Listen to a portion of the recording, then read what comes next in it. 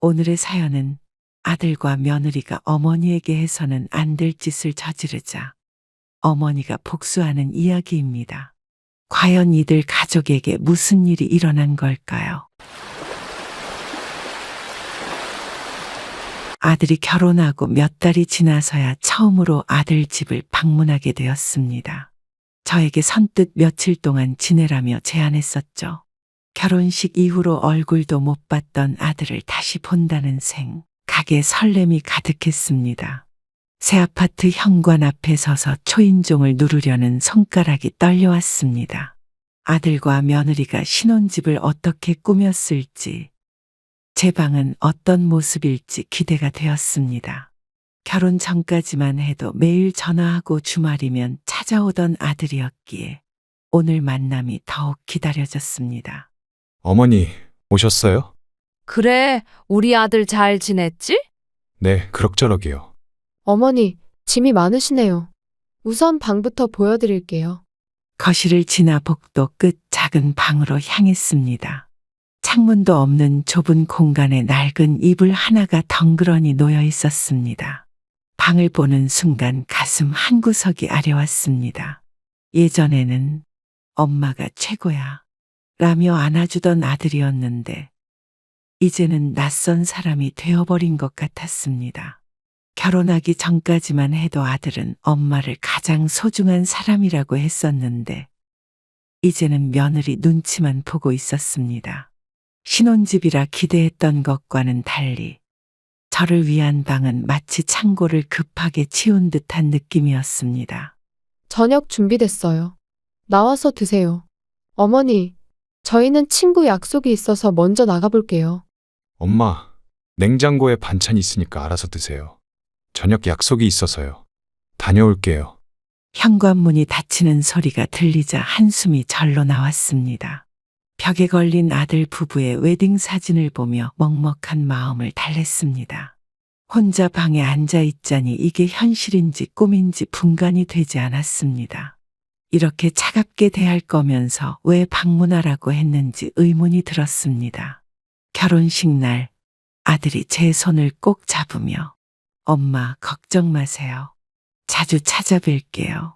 라고 약속했던 게 엊그제 같은데 이렇게 달라질 줄은 몰랐습니다.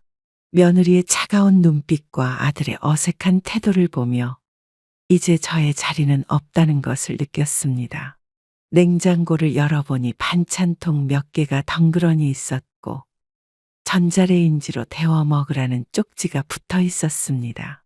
아들이 좋아하던 음식을 해주고 싶어서 장을 보고 왔는데 그럴 기회조차 주지 않는 것 같아 마음이 아팠습니다. 방 안에서 들려오는 TV 소리에 귀를 기울이며 시간을 보냈습니다. 예전에는 제가 해준 음식을 맛있게 먹던 아들이 이제는 며느리와 외식하러 나가는 것을 보니 서운했습니다.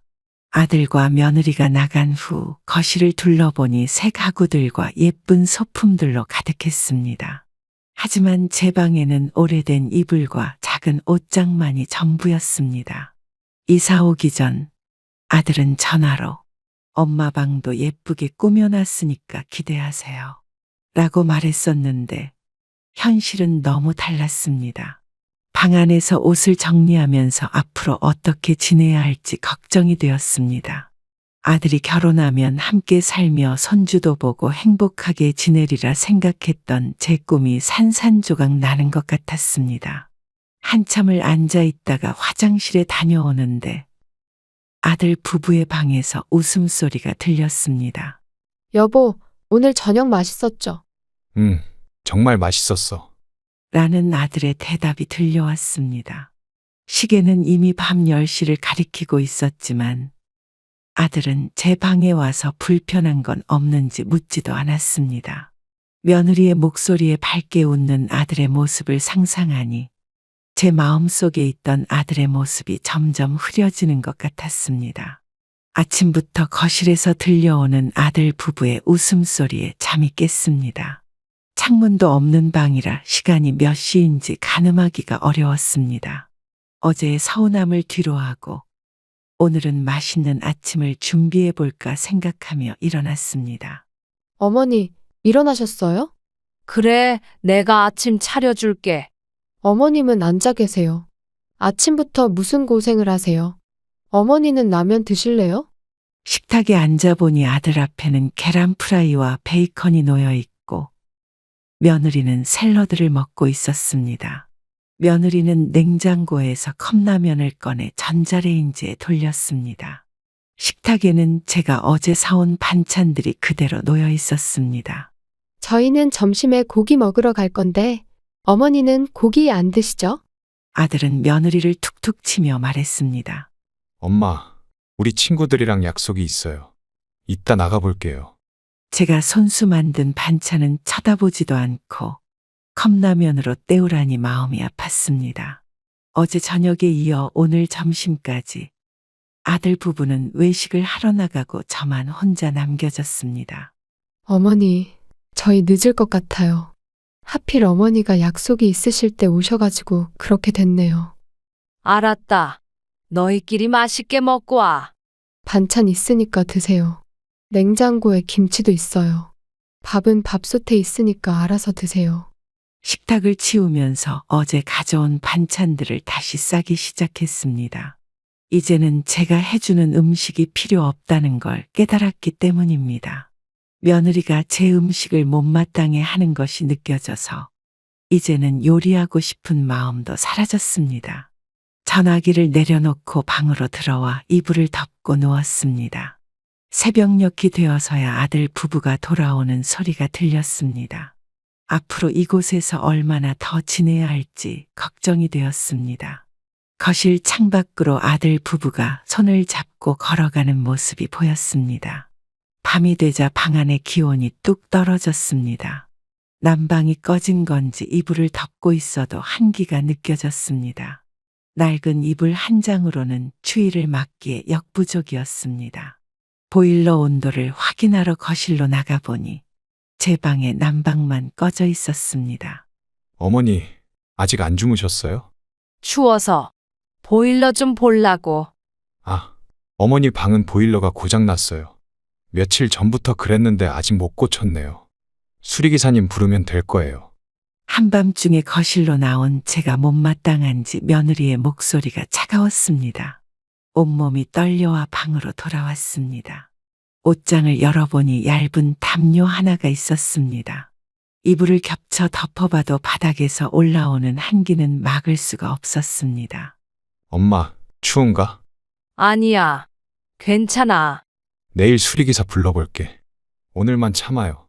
떨리는 몸을 감싸 안고 누웠지만 잠은 쉽게 오지 않았습니다. 아들 부부의 방에서는 따뜻한 온기가 새어나왔습니다. 이불 속에서 몸을 웅크리고 있자니 아들이 어렸을 때가 떠올랐습니다. 예전에는 아들이 추운 날이면 제 품에 파고들어 잠들곤 했었는데 이제는 제가 추위에 떨어도 모른 척하는구나 싶었습니다. 한밤중에 화장실에 가고 싶어도 방 밖으로 나가기가 겁이 났습니다. 며느리의 눈치가 보여 이불을 더 달라는 말도 못하고 밤을 지새웠습니다. 아침이 되어서야 잠이 들었는데 며느리의 큰 목소리에 눈을 떴습니다. 어머니, 일어나세요. 벌써 점심시간이에요. 벌써 시간이 그렇게 됐니? 한밤 동안 못 잤더니. 며느리는 문을 닫고 나갔고 저는 다시 이불 속으로 들어갔습니다. 추위 때문에 몸이 으슬으슬 떨렸지만 아들 부부에게 말할 수가 없었습니다. 장롱 속에 이불도 낡고 얇은 것뿐이었습니다. 거실에서 TV를 보고 있으니 아들 부부의 대화가 들려왔습니다. 여보, 어머님이 자꾸 귀찮게 하시면 어떡해요? 내가 말할게. 좀 피곤한데. 아들의 한숨 소리가 제 가슴을 찔렀습니다. 저녁이 되어도 아들은 제 방에 들르지 않았습니다. 결혼 전에는 일이 아무리 바빠도 하루에 서너 번씩 전화하던 아들이었는데 이제는 옆방에 있어도 인사조차 건네지 않았습니다. 며느리의 친정어머니가 전화할 때면 밝게 웃으며 통화하는 아들의 모습이 더욱 서럽게 느껴졌습니다. 예전에 다정하고 따뜻했던 아들은 온데간데 없고 이제는 낯선 사람이 되어버린 것만 같았습니다. TV 소리에 묻혀 흐느끼는 제 모습이 창피하게 느껴졌습니다. 아들과 며느리가 자신들의 방문을 닫자 저도 조용히 방으로 들어왔습니다. 이렇게 차갑게 변할 거면서 왜 이곳에 오라고 했는지 의문이 들었습니다. 어린 시절 아들의 재롱잔치 비디오를 보면서 밤을 지새웠습니다. 그때는 엄마가 세상에서 제일 좋다던 아들이 이제는 저를 보는 것조차 불편해하는 것 같았습니다. 혼자 방에 있으니 심심해서 휴대폰으로 SNS를 보게 되었습니다. 그런데 첫 화면에서 아들 부부의 게시물을 보게 되었습니다. 주말 여행. 럭셔리한 하루. 제게는 라면 한 그릇도 아까워하면서 두 사람의 호화로운 일상이 계속 올라왔습니다. 오늘은 발리 가는 날. 5성급 호텔에서 쇼핑했어요. 우리 부부만의 여유. 저를 홀대하면서도 호화로운 생활을 즐기는 모습에 마음이 아팠습니다. 저는 창문도 없는 방에 갇혀 있는데 아들 부부는 호화로운 삶을 살고 있었습니다. 제가 해준 음식은 쳐다보지도 않으면서 비싼 레스토랑은 매일 다니는 것 같았습니다. 아들을 키우느라 한 번도 해외여행 한 적 없는 제가 떠올랐습니다. 한 장의 사진마다 가슴이 미어져 왔습니다. 더는 보고 싶지 않아 휴대폰을 내려놓았습니다. 창문도 없는 이 작은 방에 앉아 호화로운 삶을 사는 아들 부부를 생각하니 눈물만 났습니다. 제가 고생해서 모은 돈으로 저렇게 즐기고 있다는 게 더욱 속상했습니다. 이제는 SNS도 보고 싶지 않아졌습니다. 오늘은 시댁과 처가 식구들이 모두 모이는 첫 번째 가족 모임이 있는 날이었습니다. 아침부터 며느리는 분주하게 음식을 준비했고 저는 거들고 싶었지만 부엌에 들어가지도 못했습니다. 예전 같았으면 제가 주도해서 음식을 했을 텐데 이제는 구경만 해야 했습니다. 어머니. 오늘 저희 친정 어머니 오시니까 신경 좀 써주시면 감사하겠습니다. 그래, 알았다. 내가 뭐 도와줄까? 아니에요. 제가 할게요. 음식 같이 하면 더 좋을 텐데. 어머님은 방에 계세요. 며느리의 단호한 말에 다시 방으로 들어왔습니다. 식구들이 하나둘 모이기 시작했고 거실은 금세 시끌벅적해졌습니다. 어머님, 이제 나와 보세요. 사부인 좀 야위신 것 같아요. 잘 지내시죠? 그럼요. 잘 지내요. 처가 식구들의 안부 인사가 오갔지만 아들은 제 눈을 피했습니다. 식사 자리에서 며느리는 처가 식구들에게는 극진히 대했습니다. 어머님, 이거 드세요. 제가 특별히 준비했어요. 이것도 좀 드셔보세요. 하지만 저에게는 반찬을 건네주는 일도 없었습니다. 우리 딸이 음식 솜씨가 대단하네. 맞아요. 제가 복이 많아요. 처가 식구들의 칭찬이 이어질 때마다 아들은 활짝 웃었습니다. 예전에 제가 해주던 음식을 좋아하던 아들의 모습이 떠올랐습니다. 저녁이 되어 식구들이 돌아가고 난 뒤 아들과 며느리의 대화가 들렸습니다. 어머님이 오늘 좀 실수하신 것 같아요. 그러게. 앞으로는 조심해야겠어.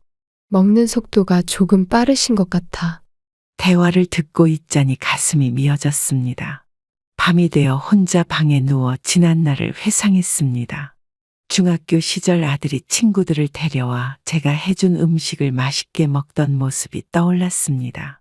고등학교 때는 입시 스트레스를 받을 때마다 제 음식을 먹으며 위로를 받곤 했었는데 대학 시절에도 방학이면 집으로 돌아와 제일 먼저 찾던 것이 제가 해주는 음식이었습니다.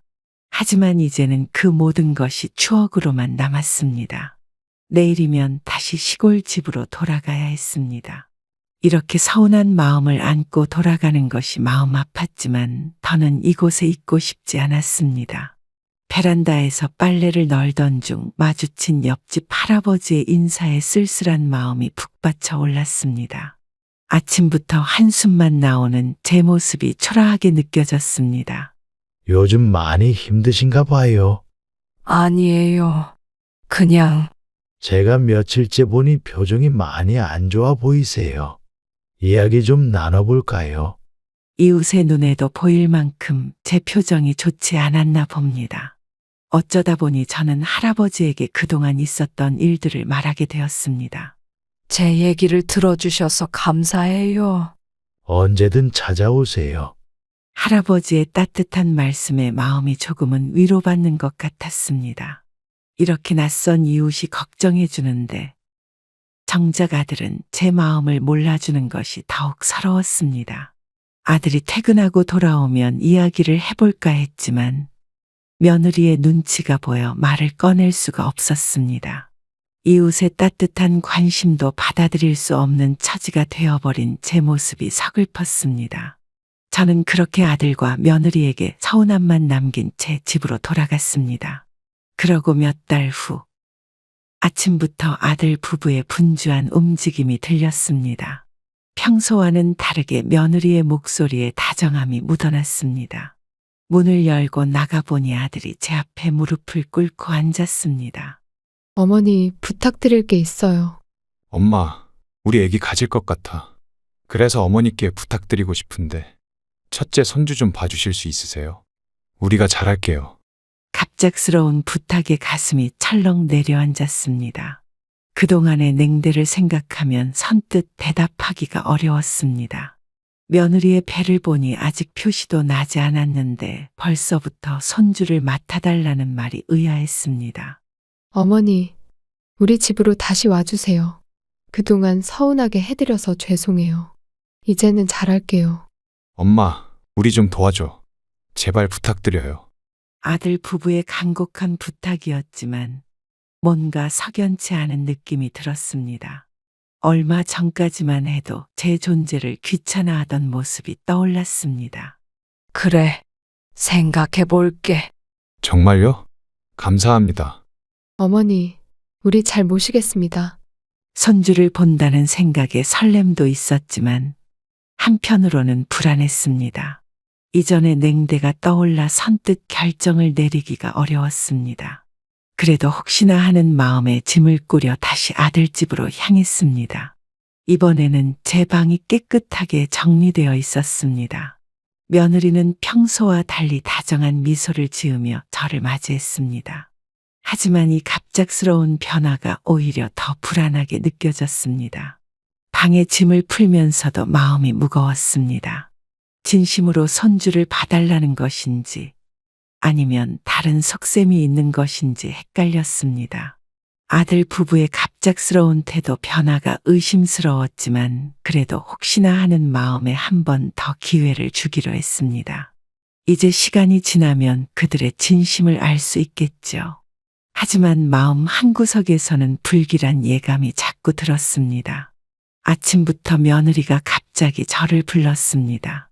이제는 좋아질 거란 기대를 안고 거실로 나갔습니다. 하지만 며느리의 표정은 여전히 차가웠습니다. 어머니, 할 일이 있으시니까 용돈 드릴게요. 무슨 용돈이니? 집안일도 좀 도와주시고. 돈 받고 일하라고? 어차피 계실 거면 도움이 되셔야죠. 그게 무슨 말이니? 며느리의 말에 온몸이 굳어버렸습니다. 나누기도 민망한 적은 금액의 봉투를 내밀며 수년간의 가사도우미 일당을 계산하는 며느리의 모습이 낯설었습니다. 며느리가 임신한 몸이라 화를 내기도 애매한 상황이었습니다. 그래, 임신했으니 이번 한 번만 봐주자라고 속으로 되뇌었었죠. 아침 저녁 식사 준비하시고 청소랑 빨래도 부탁드려요. 아들아, 너도 그러는 거니? 엄마, 우리도 맞벌이라 힘들어서 월급은 제가 챙겨드릴게요. 아들은 며느리의 눈치만 보며 말을 잇지 못했습니다. 결국 제가 가사도우미가 된 것입니다. 마치 가정부를 대하듯 지시하는 며느리의 태도가 가슴을 아프게 했습니다. 어머니, 설거지는 다 하셨나요? 저녁 메뉴도 생각해 두셔야 해요. 전화를 끊고 나니 가슴이 미어졌습니다. 내 아들의 집에서 하녀 취급을 받는 이 현실이 믿기지 않았습니다. 손주를 봐달라는 명목으로 불렀지만 결국은 싼 값에 부리는 가정부를 구한 것이었습니다. 한밤중에 목이 말라 물을 마시러 부엌으로 나왔습니다. 조용히 물을 따르려는데 아들 부부의 방에서 이야기 소리가 들려왔습니다. 여보, 어머님 재산이 얼마나 될까요? 글쎄, 시골에 논밭도 있고 아버님 보험금도 꽤 되잖아요. 그것도 있지. 근데 어머님이 우리한테 주실까? 당연히 우리한테 주시겠지. 물컵을 들고 있던 제 손이 떨려왔습니다. 그래서 내가 어머님 모시자고 한 거예요. 그런 속셈이었어? 당연하죠. 같이 지내면서 재산을 조금씩 가져오는 거예요. 그럼 우리가 잘 보여야겠네. 그동안 의심했던 것이 사실이었다는 게 더욱 아팠습니다. 어머님 돈 받고 일하시게 하는 것도 다 계획이에요. 그래야 우리가 유산 받을 자격이 있다고 하실 테니. 역시 당신은 똑똑해. 이제 우리도 좋은 집으로 이사 가겠네. 조용히 방으로 돌아와 이불을 덮고 누웠습니다.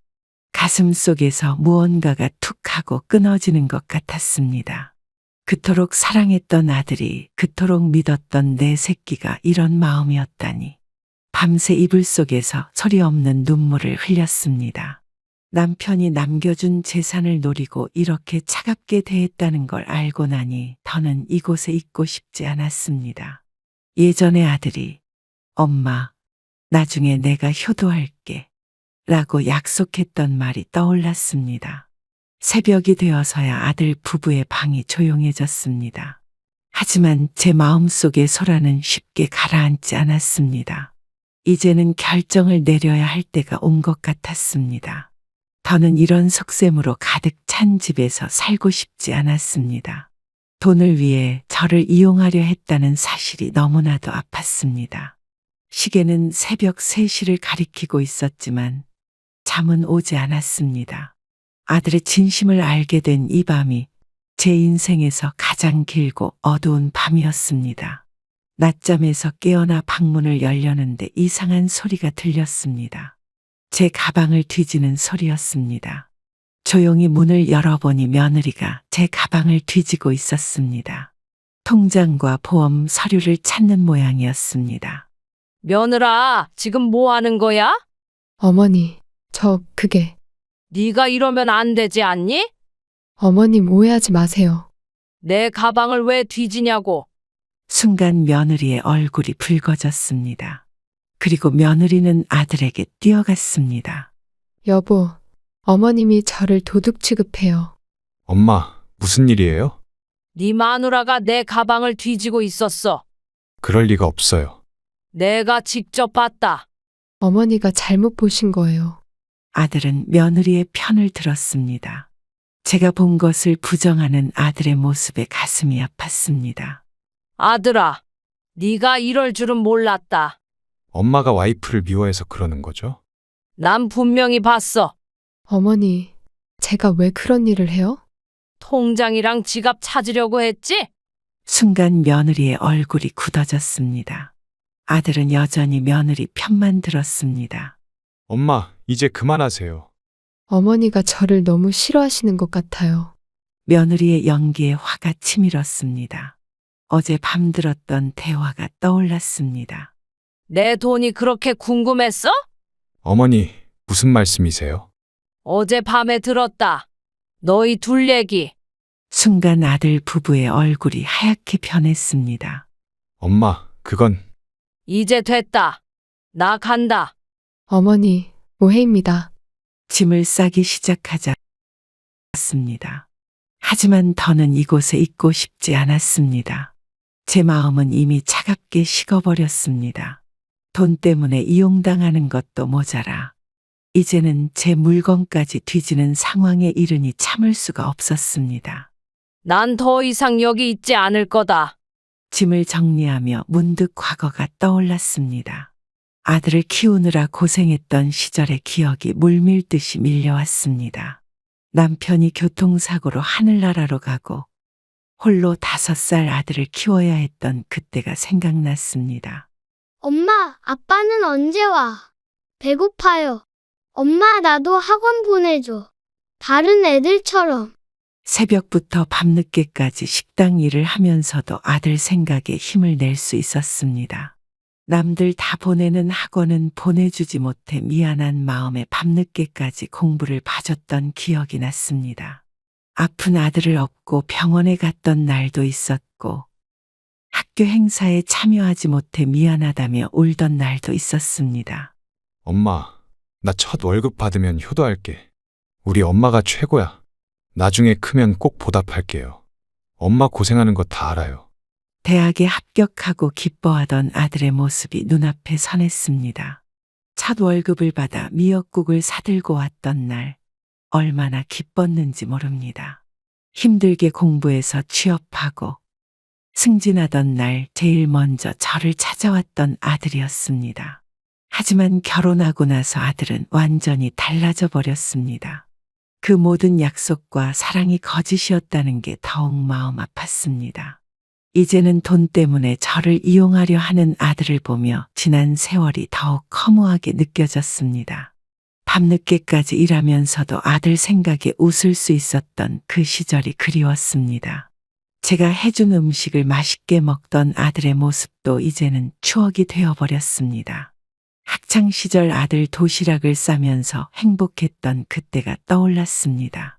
이제는 그 어떤 정성도 통하지 않는 것 같아 마음이 아팠습니다. 20살이 되던 해 처음으로 받은 카네이션을 가슴에 달아주던 순간이 생각났습니다. 그토록 힘들게 키웠던 세월이 이렇게 막을 내리게 될 줄은 몰랐습니다. 혼자서도 굳세게 자라준 아들이 자랑스러웠는데 이제는 낯선 사람이 되어버렸습니다. 짐을 정리하면서도 서운한 감정을 쉽게 사그라들지 않았습니다. 아들의 어린 시절 사진을 보며 지나온 시간들을 돌아보았습니다. 집으로 돌아오고 나서 며칠째 가슴이 답답하고 숨쉬기가 힘들었습니다. 병원에 가봐야 할 것 같아 발걸음을 옮기던 중 혹시나 하는 마음에 아들에게 시험을 해봤습니다. 그동안 아들이 마음에 변화가 있는지 궁금했습니다. 제 유산도 아들에게 물려줄지 말아야 할지 해결해야 했으니까요. 아들아, 내가 좀 아픈가 봐. 무슨 일이세요? 가슴이 답답하고 숨이 잘 안 쉬어져. 그냥 좀 쉬세요. 병원에 한번 가봐야 할 것 같아. 너가 좀 지원해 줄 수 있니?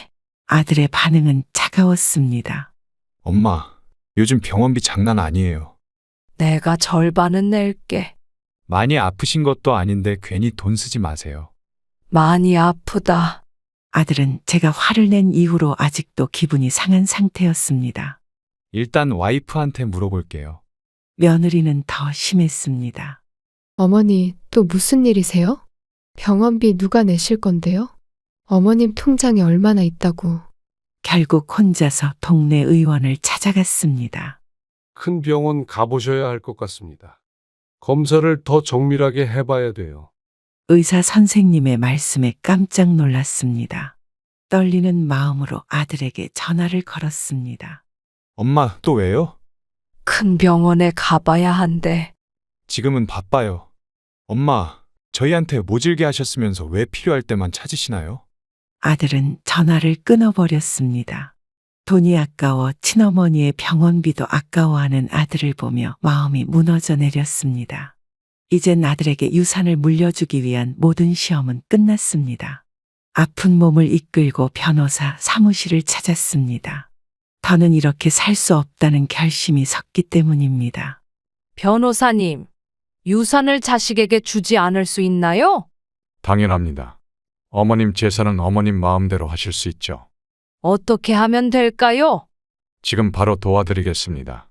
차근차근 서류를 작성하고 절차를 마쳤습니다.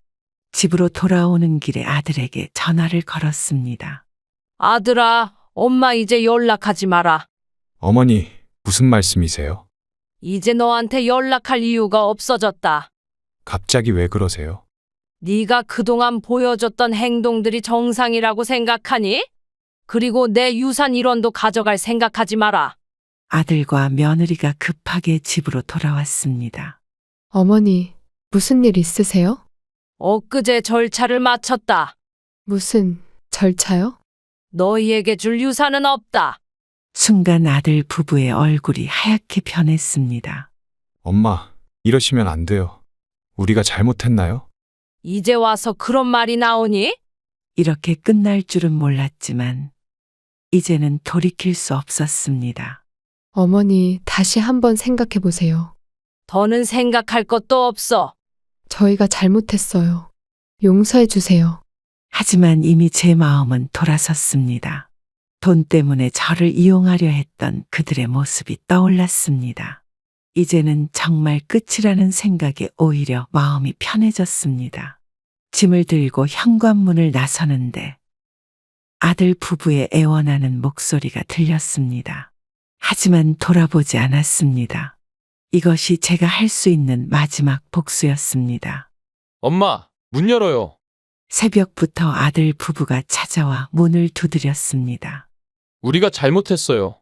한 번만 더 기회를 주세요. 어머니, 제발 문 좀 열어주세요. 문 밖에 소란의 이웃들이 모여들었습니다. 이 시간에 무슨 소란이요? 돈 때문에 부모님을 이용하더니 경찰 불러야 하나? 젊은 사람들이 왜 이러나? 아들은 점점 더 거칠어졌습니다. 엄마, 이러시면 안 돼요. 당장 문 열어요. 며느리도 고성을 지르기 시작했습니다. 어머님, 우리를 속이시다니 너무해요. 우리가 얼마나 힘들게 모셨는데요? 순간 옆집 할아버지가 앞으로 나섰습니다. 이러고도 자식이라고 할 수 있나? 어머님 마음도 모르고 당장 돌아가시오. 이웃들이 하나둘 제 편이 되어주셨습니다. 경찰 부르겠습니다. 어르신 안정되셔야 해요. 젊은 사람들이 부모님을 이렇게 대하다니. 결국 경찰이 출동했고 아들 부부는 떠났습니다. 하지만 그들의 원망 섞인 눈빛이 잊히지 않았습니다.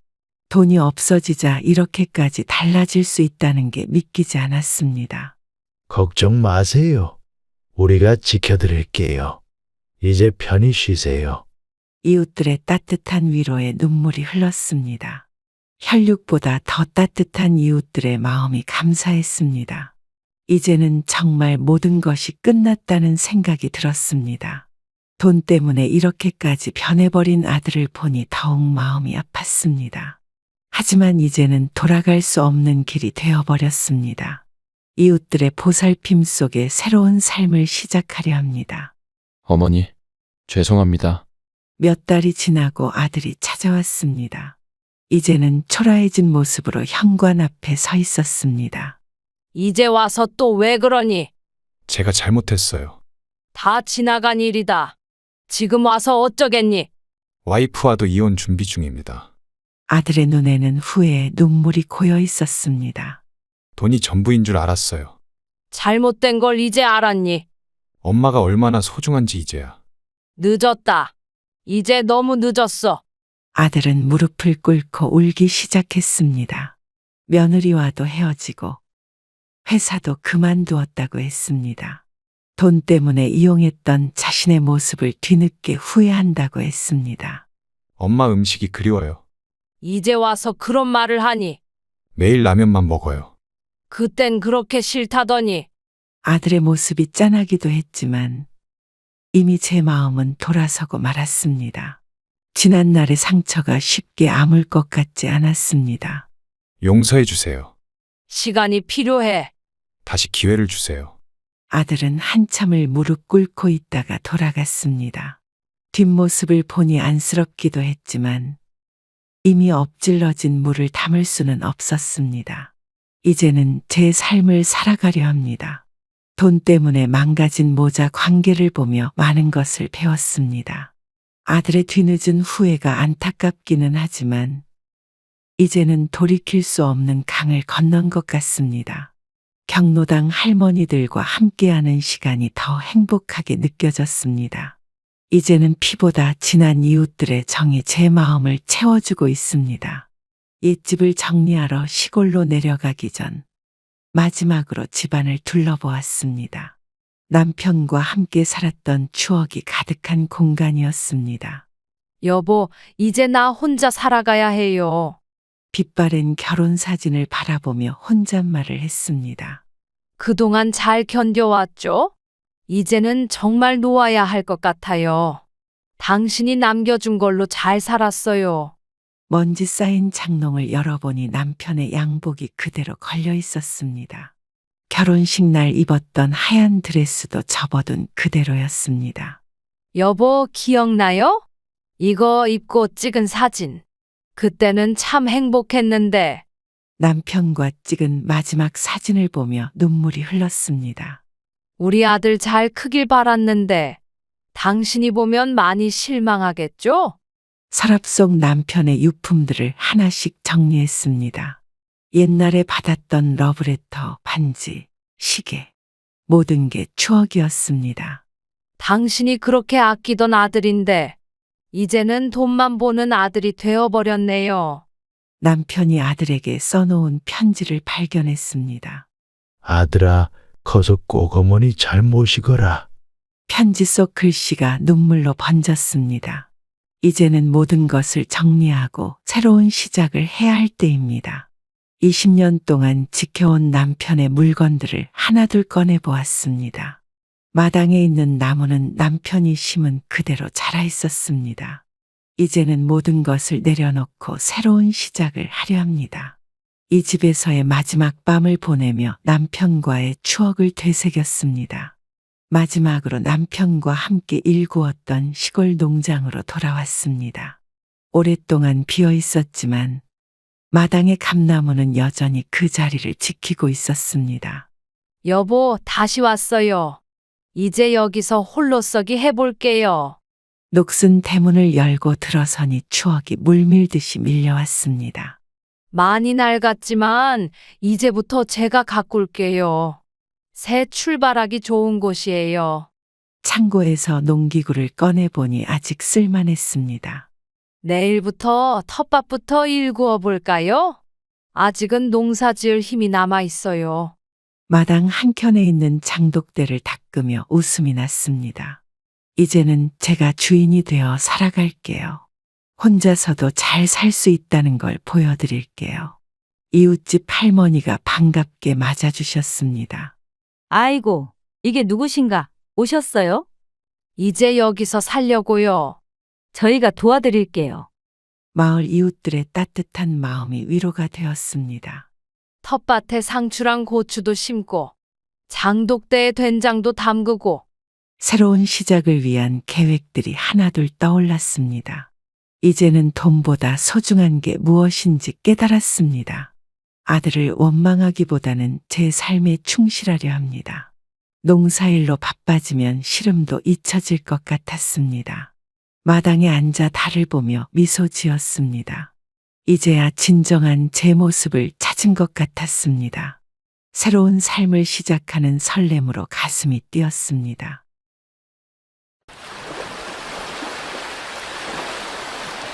이른 새벽부터 저녁까지 야채 장사를 하며 살았던 제 인생이 벌써 30년이 넘었습니다. 혼자서 아들 민호를 키우느라 힘들었지만 민호가 커가는 모습을 보며 하루하루 버텼던 기억이 납니다. 아들이 대학을 졸업하고 좋은 직장까지 얻었을 때는 제가 잘 키웠다는 뿌듯함이 들었죠. 어머니, 결혼하고 싶은 사람이 생겼어요. 그래? 어떤 사람인데? 회사 다니면서 알게 된 여자예요. 지연이라고. 아들 결혼식은 어머니가 다 준비해 줄 테니 걱정하지 마. 어머니, 제가 알아서 할게요.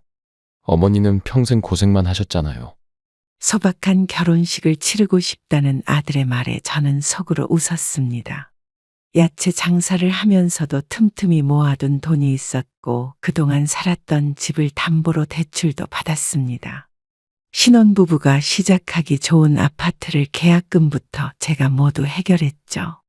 민호와 지연이가 계약서에 도장을 찍을 때 저는 그저 옆에서 바라만 보았습니다.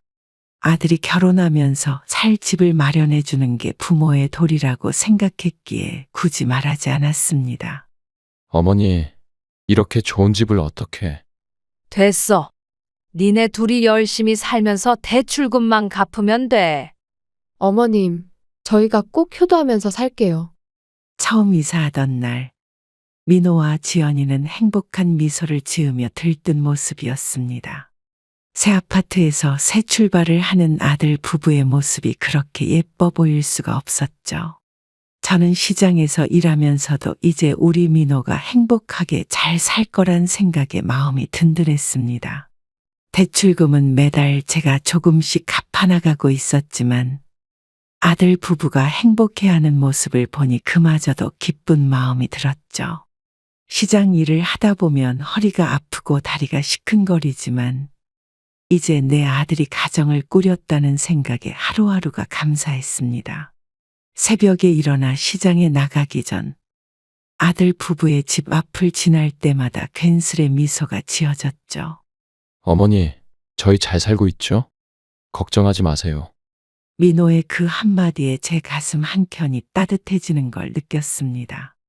야채 좋아하는 며느리를 위해 매일 싱싱한 채소를 골라 챙겨주는 재미도 쏠쏠했죠. 아들 부부의 두 번째 손주 소식을 들었습니다.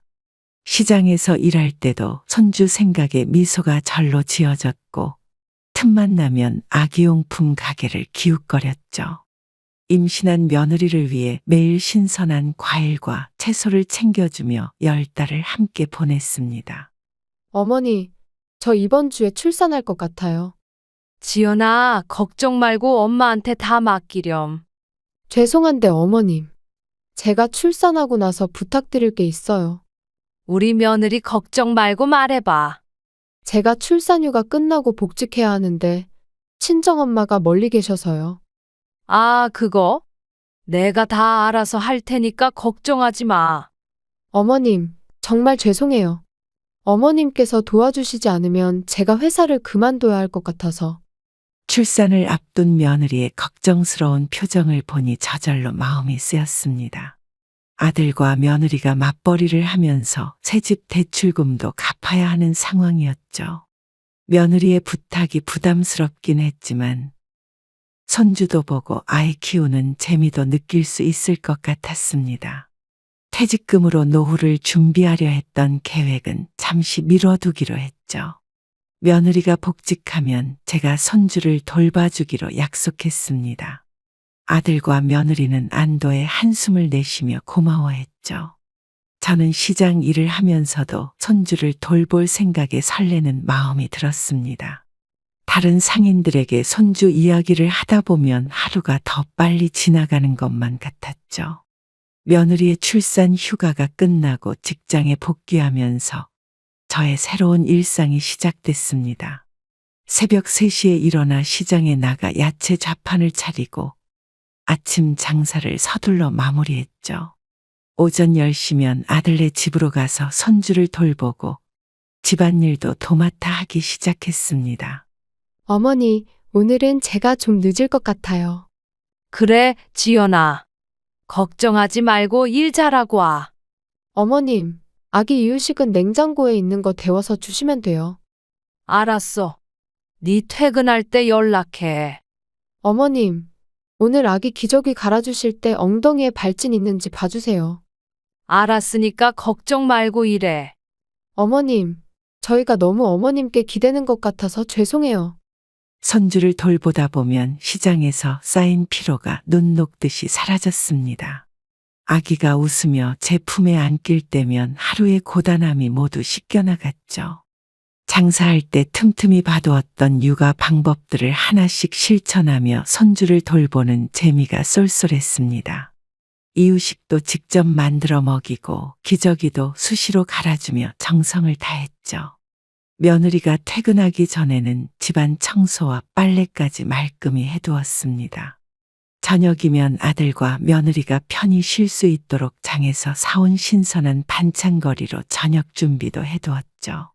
피곤할 법도 한데 손주를 돌보는 일이 즐거워 하루하루가 감사했습니다.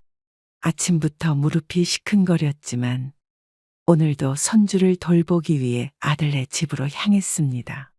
시장 일로 이미 피로가 쌓여있는 상태였지만 손주의 웃음소리를 생각하며 발걸음을 재촉했죠. 계단을 오를 때마다 무릎 관절이 욱신거렸지만 엘리베이터를 기다리는 시간이 아까웠습니다. 무릎이 아파도 손주를 안고 재워야 할 때면 아픈 줄도 모르게 지나갔습니다. 병원에 가보니 관절염이 꽤 진행된 상태라고 했지만 손주를 돌봐야 한다는 생각에 치료는 미뤄두었죠. 약을 먹으면서도 손주를 돌보는 일은 쉬지 않았습니다. 밤이 되면 무릎은 더욱 아파왔지만 손주가 잘 자라는 모습을 보면 그마저도 견딜만 했죠. 며느리의 말처럼 저도 취미 생활을 하고 싶은 마음이 있었지만 지금은 손주가 더 중요하다고 생각했습니다. 무릎 통증이 심해질 때면 잠시 주저앉아 쉬었다가 다시 일어나곤 했죠. 시장에서 장사할 때도 손주를 돌볼 때도 쉬지 않고 움직여야 했기에 통증은 점점 심해져만 갔습니다. 그날은 평소보다 더 심한 교통체증이 있었고 아들네 집에 도착하는 시간이 늦어졌습니다. 며느리가 중요한 회의가 있다며 서둘러 달라고 연락했지만 도로는 꽉 막혀 있었죠. 버스에서 내려 빠른 걸음으로 이동했지만 결국 약속한 시간보다 30분이나 늦었습니다. 어머님, 왜 이렇게 늦으신 거예요? 지연아, 오늘 차가 많이 막혔다. 어머님 때문에 중요한 약속에 늦었잖아요. 어머니가 이러실 줄 몰랐어요. 제가 얼마나 난처했는지 아세요? 이제 어머님 혼자 계시는 게 나을 것 같아요. 아들은 며느리의 말에 아무 대꾸도 하지 않은 채 고개만 숙이고 있었습니다. 제 아들이 한마디라도 해주길 바랐지만 끝내 침묵만 지켰죠. 그동안 시장 일과 손주 돌보기를 병행하면서 힘들었던 순간들이 주마등처럼 스쳐 지나갔습니다. 아들의 침묵이 저를 더욱 서글프게 만들었죠. 며느리는 화가 난 얼굴로 회사에 가버렸고 저는 그 자리에 홀로 남아 손주를 바라보았습니다. 손주의 작은 손이 제 얼굴을 만지작거리는데 눈물이 나려는 걸 꼭 참았죠. 그날 이후로 아들과 며느리의 태도가 달라지기 시작했습니다. 시장에서 야채를 정리하다가 갑자기 눈앞이 캄캄해졌던 그날을 잊을 수가 없습니다. 쓰러진 저를 옆가게 주인이 발견하고 119를 불러주었다고 했죠.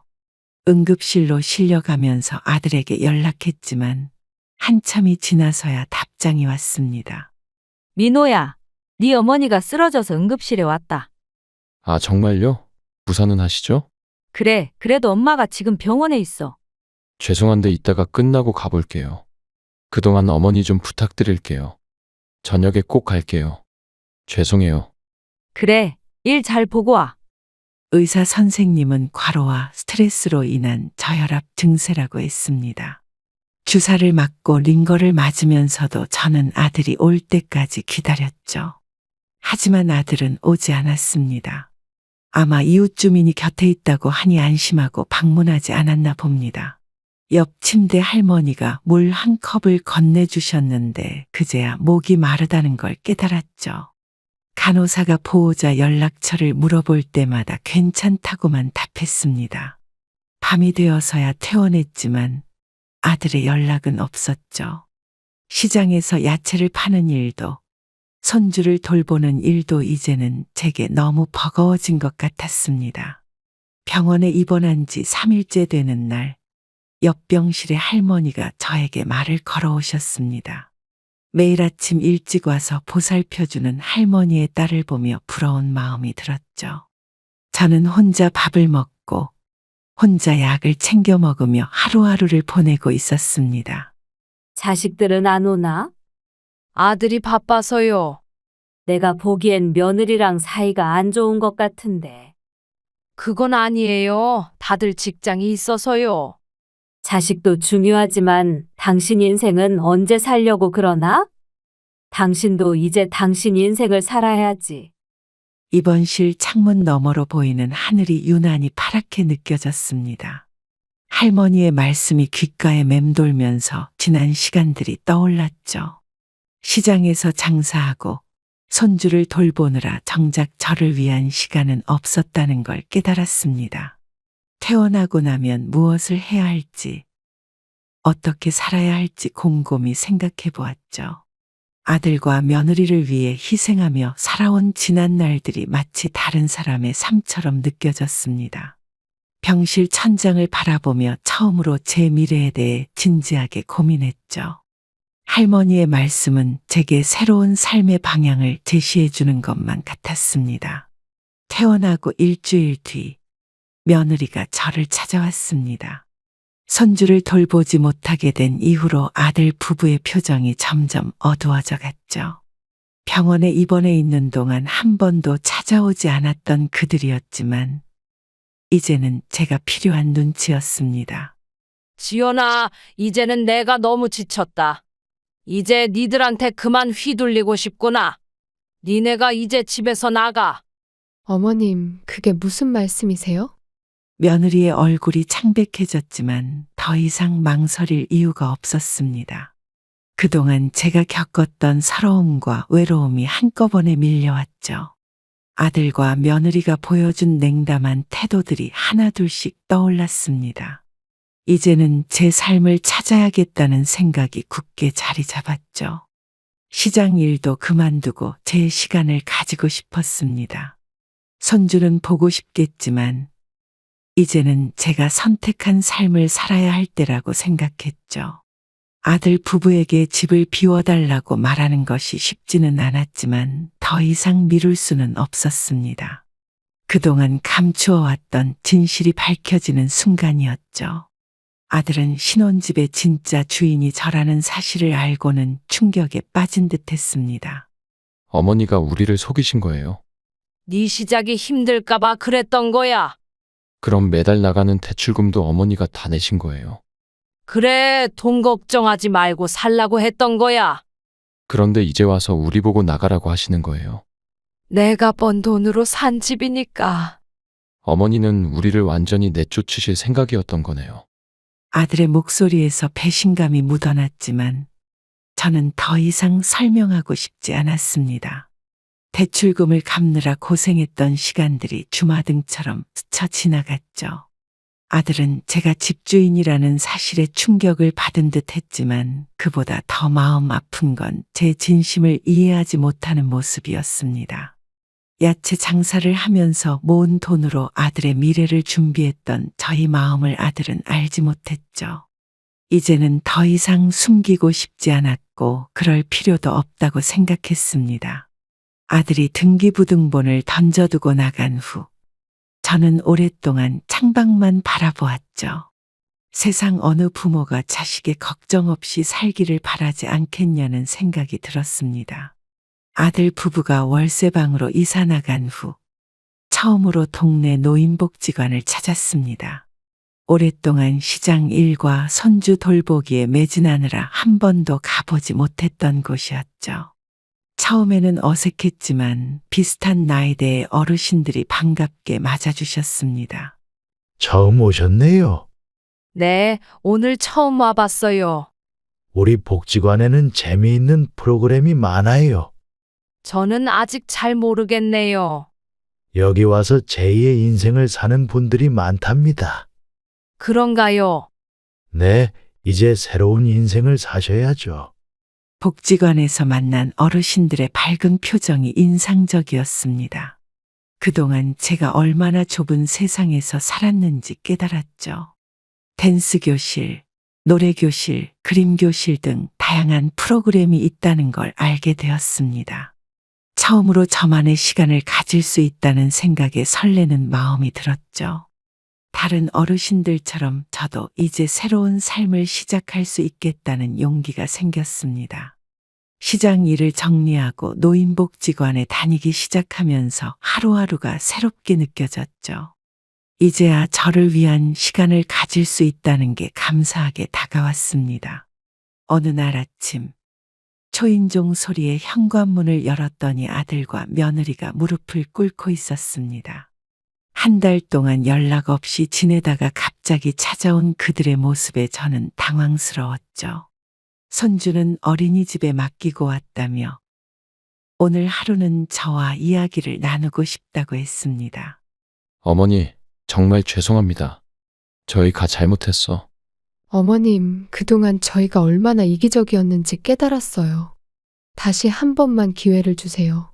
어머님 마음 많이 아프게 해드렸죠. 이제 어머님 눈치 보지 않고 사세요.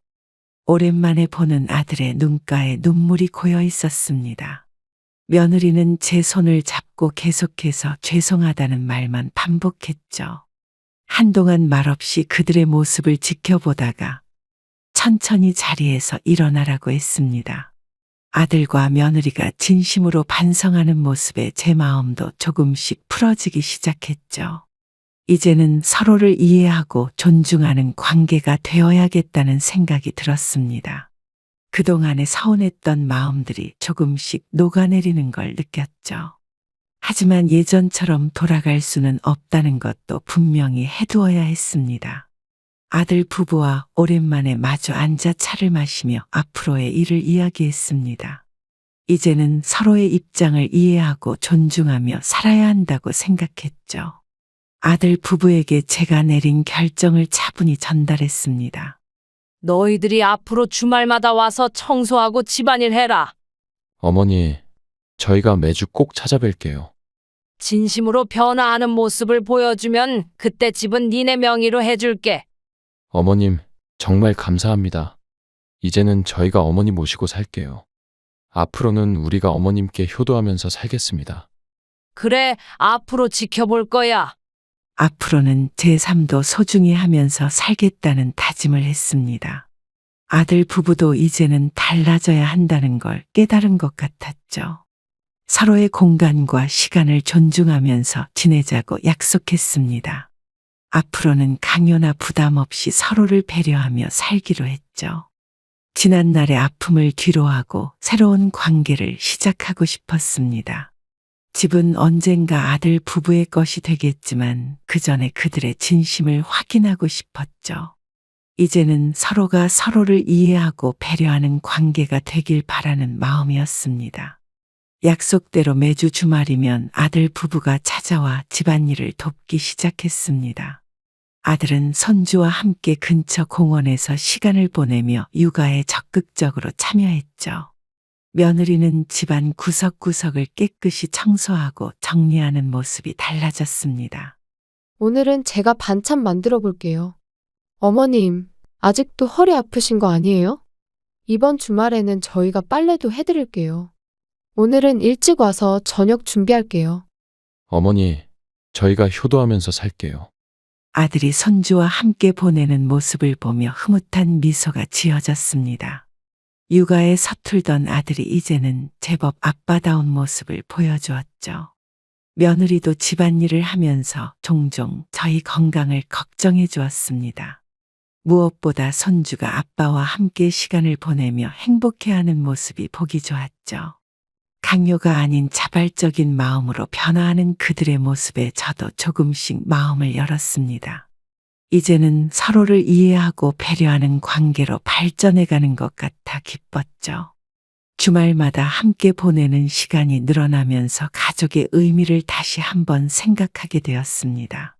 노인복지관에서 시작한 댄스 교실이 저희 새로운 인생을 열어주었습니다. 처음에는 서툴렀지만 열심히 배우다 보니 이제는 댄스 교실 회장까지 맡게 되었죠.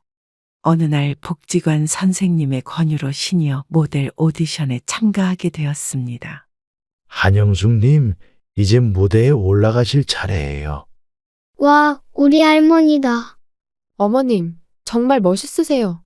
엄마, 너무 자랑스러워요. 저기 계신 분이 제 어머님이세요. 어머니, 이제 진짜 연예인 되시는 거예요? 무대에 오르면서 떨리는 마음도 있었지만 이상하게 설레는 기분이 들었습니다. 관중석에서 응원하는 아들 가족의 모습에 더욱 자신감이 생겼죠. 시니어 모델 활동을 시작하면서 제 인생에 재임막이 열린 것 같았습니다. 이제는 저를 시장 할머니가 아닌 모델 한영숙이라고 부르는 게 익숙해졌죠. 복지관 친구들과 함께하는 시간이 늘어나면서 매일매일이 새로웠습니다. 아들과 며느리도 제가 하고 싶은 일을 응원해주어 더욱 힘이 났죠. 이제는 진정한 제 모습을 찾은 것 같아 행복합니다. 여러분들도 남 눈치 보지 말고 새로운 일에 도전해 보세요. 생각보다 어렵지 않습니다. 그동안 남을 위해 헌신하셨다면 이제는 자신을 위한 삶을 살아보시는 게 어떨까요? 오늘의 사연은 아들과 며느리가 어머니에게 해서는 안 될 짓을 저지른 끔찍한 이야기입니다. 과연 이들 가족에게 무슨 일이 일어난 걸까요? 남편과의 갑작스러운 이별은 저희 모든 일상을 멈추게 했습니다. 30년을 함께 살아온 사람이 교통사고로 한순간에 세상을 떠나버렸다는 현실이 믿기지 않았어요. 장례식장에는 많은 조문객이 찾아와 위로를 건네주었지만 그 어떤 말도 제 마음에 닿지 않았습니다. 어머니, 이제 정신 차리셔야죠. 아버지 가시고 나면 재산 정리도 해야 하고. 큰아들 현수가 술에 취한 채 불쑥 던진 말에 장례식장의 분위기가 얼어붙었어요. 형, 지금 그런 얘기할 때가 아니잖아. 아버지 가신 지 이틀밖에 안 됐어. 야, 네가 뭘 알아? 이런 거 빨리 정리 안 하면 나중에 더 복잡해져. 제발 그만해. 아버지도 이러실 거면 서운하실 거야. 아이고, 민수야. 형 취했나 보다. 좀 쉬라고 해라. 장례 절차가 끝나고 빈소를 정리하는 동안 현수의 말이 계속 머릿속을 맴돌았습니다. 아직 남편의 죽음도 받아들이지 못했는데 아들의 입에서 재산 얘기가 나온다는 게 너무 힘들었어요. 세상 착하기만 했던 우리 큰아들이 이렇게 변할 줄은 몰랐습니다. 어린 시절 동생을 챙기고 아버지를 존경했던 그 모습은 어디로 갔을까요? 술에 취해 한 말이라고 하기에는 너무 또렷했던 그 눈빛이 자꾸 떠올랐습니다.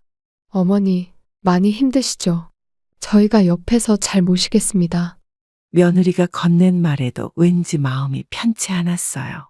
남편이 그렇게 아끼던 가족인데 왜 이렇게 서로가 낯설게 느껴지는 걸까요? 장례식장 구석에 혼자 앉아 있으니 지난 30년의 시간이 주마등처럼 스쳐 지나갔습니다. 결혼식 날 환하게 웃던 남편의 모습, 아이들을 키우며 함께 고생하던 순간들, 퇴직하고 둘이서 꾸며가던 조그만 정원까지. 빈소를 나서는 발걸음이 무거웠습니다. 우리 가족의 미래가 어떻게 흘러갈지 알 수 없었지만 한 가지 확실한 건 더 이상 예전의 평화로운 일상으로는 돌아갈 수 없다는 거였어요. 장례식장을 떠나며 남편의 영정사진을 바라보았습니다. 늘 가족을 위해 살았던 당신이 우리 가족의 이런 모습을 본다면 얼마나 가슴 아파하실까요? 하늘에서라도 우리 가족을 지켜봐 주세요. 장례를 치르고 일주일이 지났을까요? 큰아들 현수가 갑자기 저를 찾아왔습니다. 평소와는 다르게 정장 차림이었고 어딘가 조심스러운 태도였어요. 어머니, 이제 혼자 계시기 너무 위험하실 것 같아요. 저희 집으로 오세요. 현수의 갑작스러운 제안에 당황스러웠지만 그의 눈빛은 진심 어린 걱정이 담겨 있었습니다. 형, 갑자기 무슨 소리야? 어머니가 30년 넘게 사신 집인데. 민수야, 니도 어머니 걱정되지 않아? 이제 아버지도 안 계신데. 어머님, 저희가 잘 모실게요. 아이들도 할머니랑 같이 살고 싶어 해요. 며느리도 적극적으로 저를 설득하기 시작했어요. 어머니, 우리 집은 엘리베이터도 있고 편의시설도 좋아요. 여기선 계단 오르내리시기도 힘드시잖아요. 민수는 계속해서 반대했지만 현수 부부의 진심 어린 걱정에 마음이 조금씩 기울었습니다. 남편과 함께 가꾼 정원을 보며 한숨이 나왔어요. 매일 아침 남편과 함께 마시던 커피, 손수 심은 장미들, 이웃들과 나누던 일상적인 대화들을 모두 뒤로하고 떠나야 한다는 게 실감나지 않았습니다. 엄마, 정 못 견디시면 언제든 돌아오시면 돼요. 제가 모시러 올게요. 민수의 걱정 어린 목소리가 귓가에 맴돌았지만 이미 결정을 내린 후였어요. 이삿짐을 정리하면서 방마다 스며있는 추억들이 하나둘 떠올랐습니다. 아이들 키우며 붙여둔 키 재기 자국, 남편이 직접 수리했던 흔적들, 모든 것이 소중한 기억으로 남아 있었어요. 어머니, 이제 짐 다 챙기셨죠? 차 준비됐어요.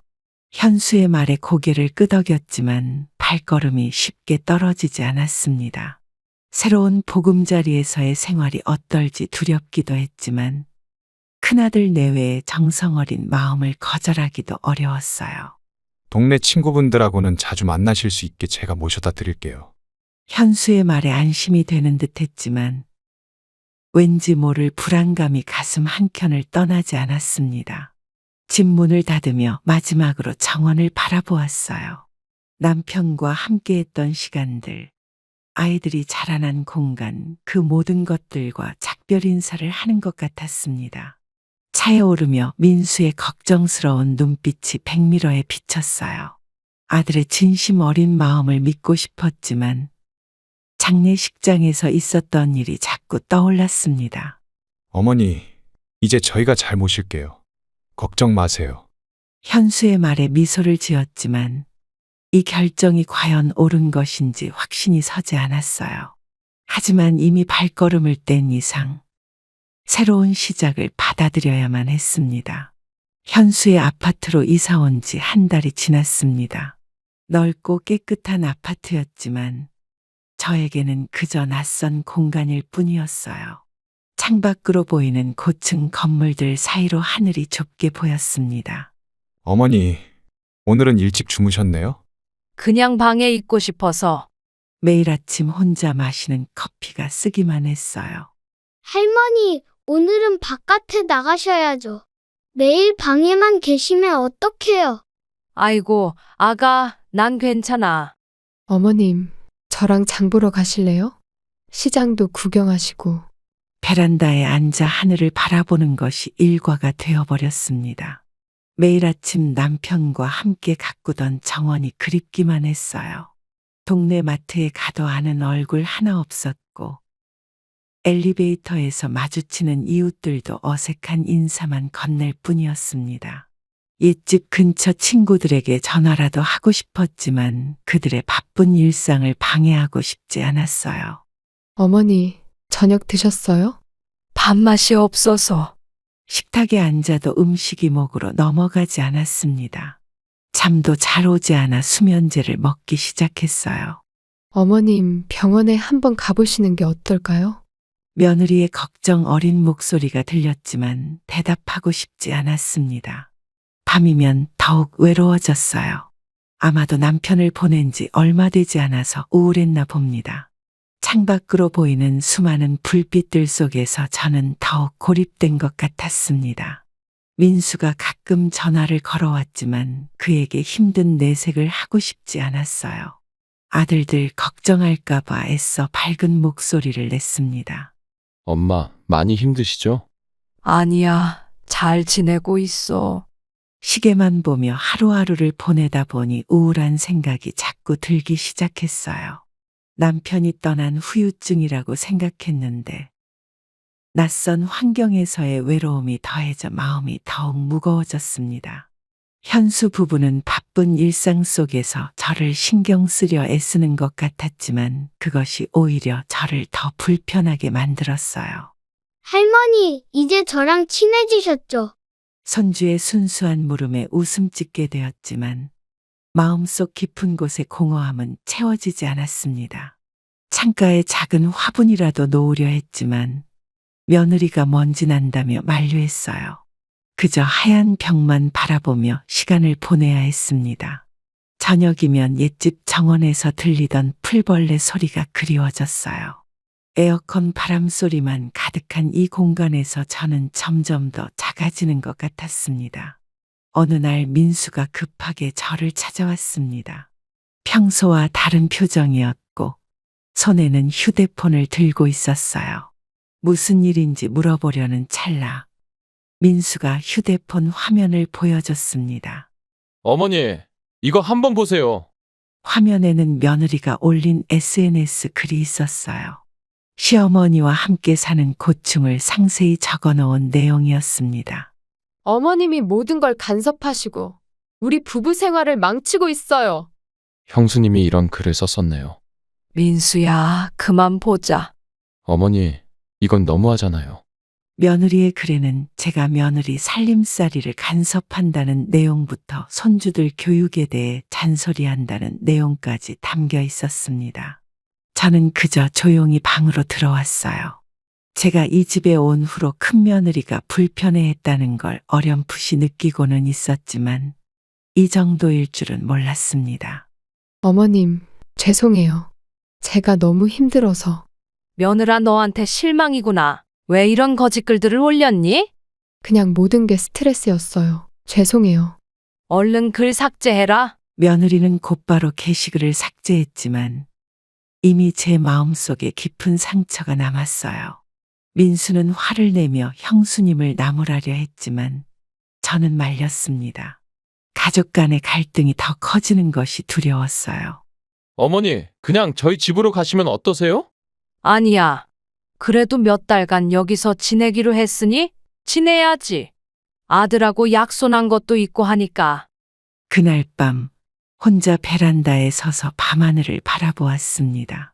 남편이 곁에 있었다면 이런 상황에서 어떤 조언을 해주었을까 생각했어요.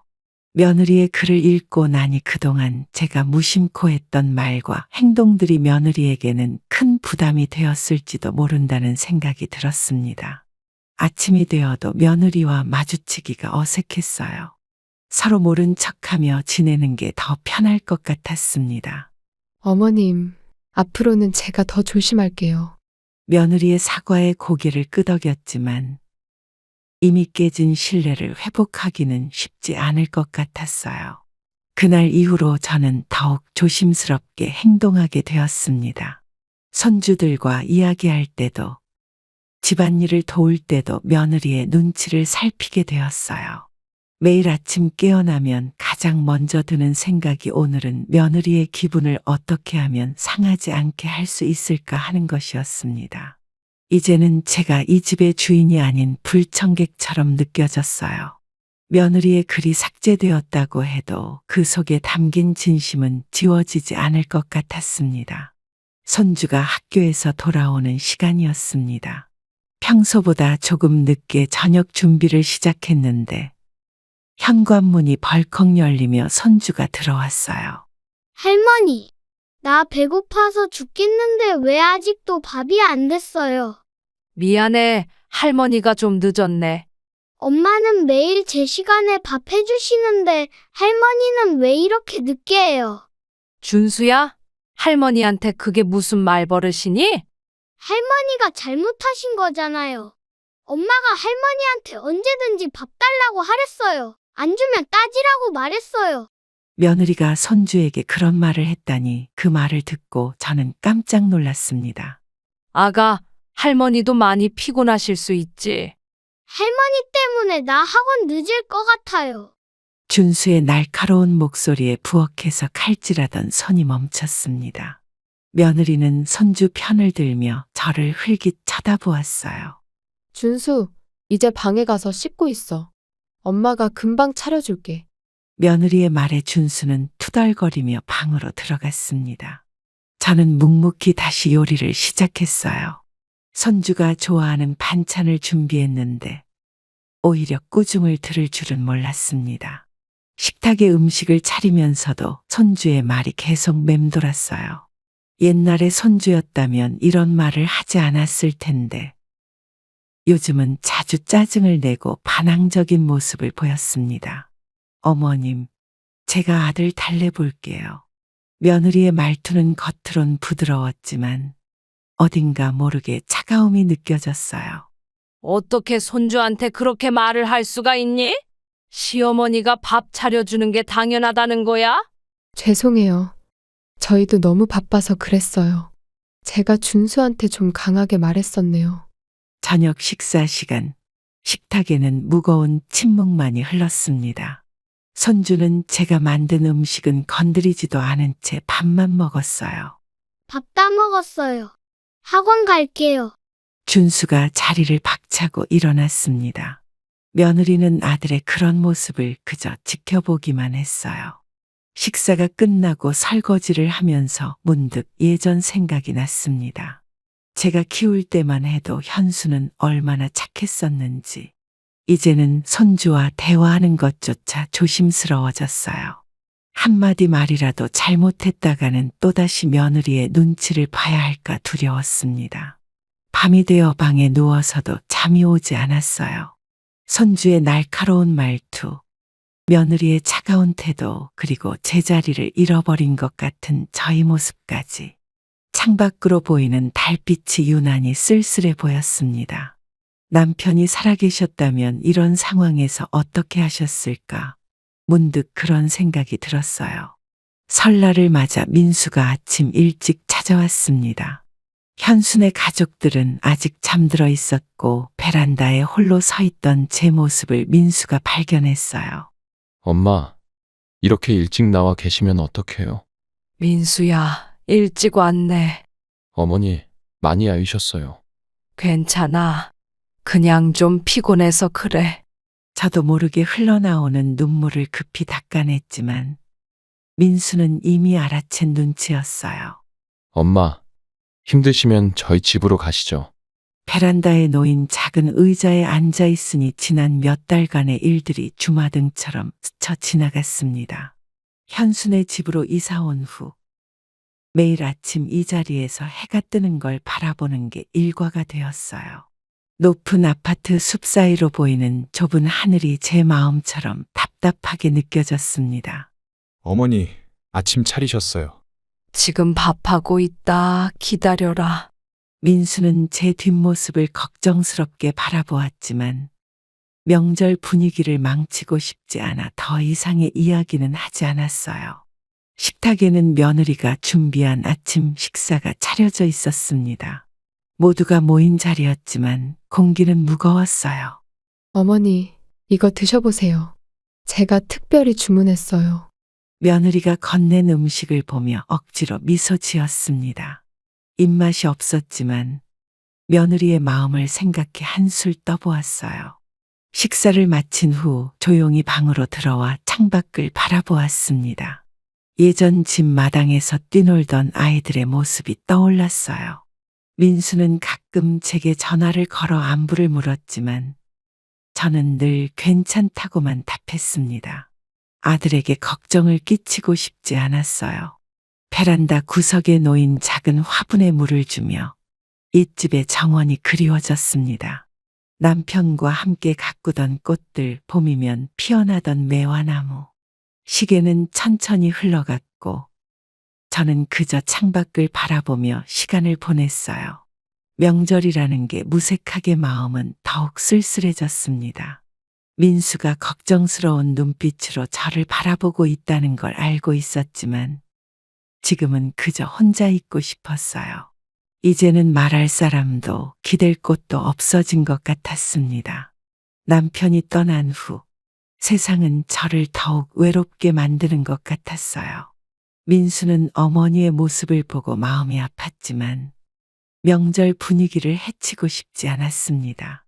형수와 형이 음식을 준비하는 동안 조용히 거실 소파에 앉아 생각에 잠겼어요.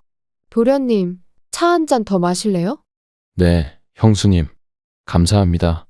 오늘은 좋은 날이니까 다들 웃으면서 보내요. 네, 형님. 그래야죠. 준수야, 삼촌한테 세배 드려야지. 민수는 휴대폰만 만지작거리며 시간을 보냈어요.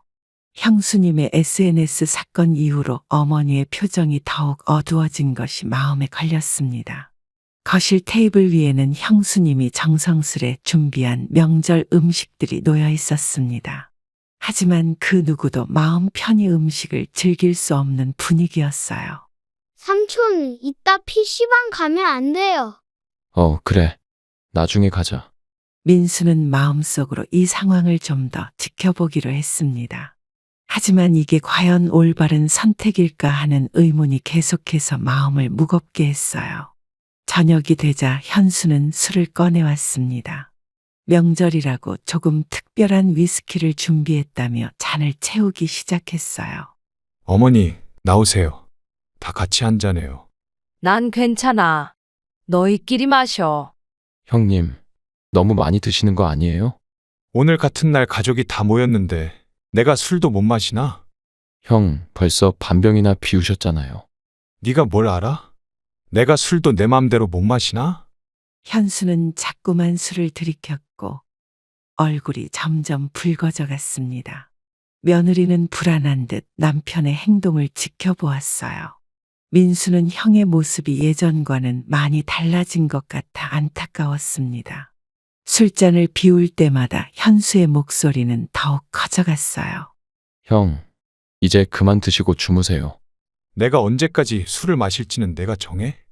저는 방 안에서 아들들의 대화를 듣고 있었습니다. 현수의 거친 숨소리가 문틈으로 새어 들어왔어요.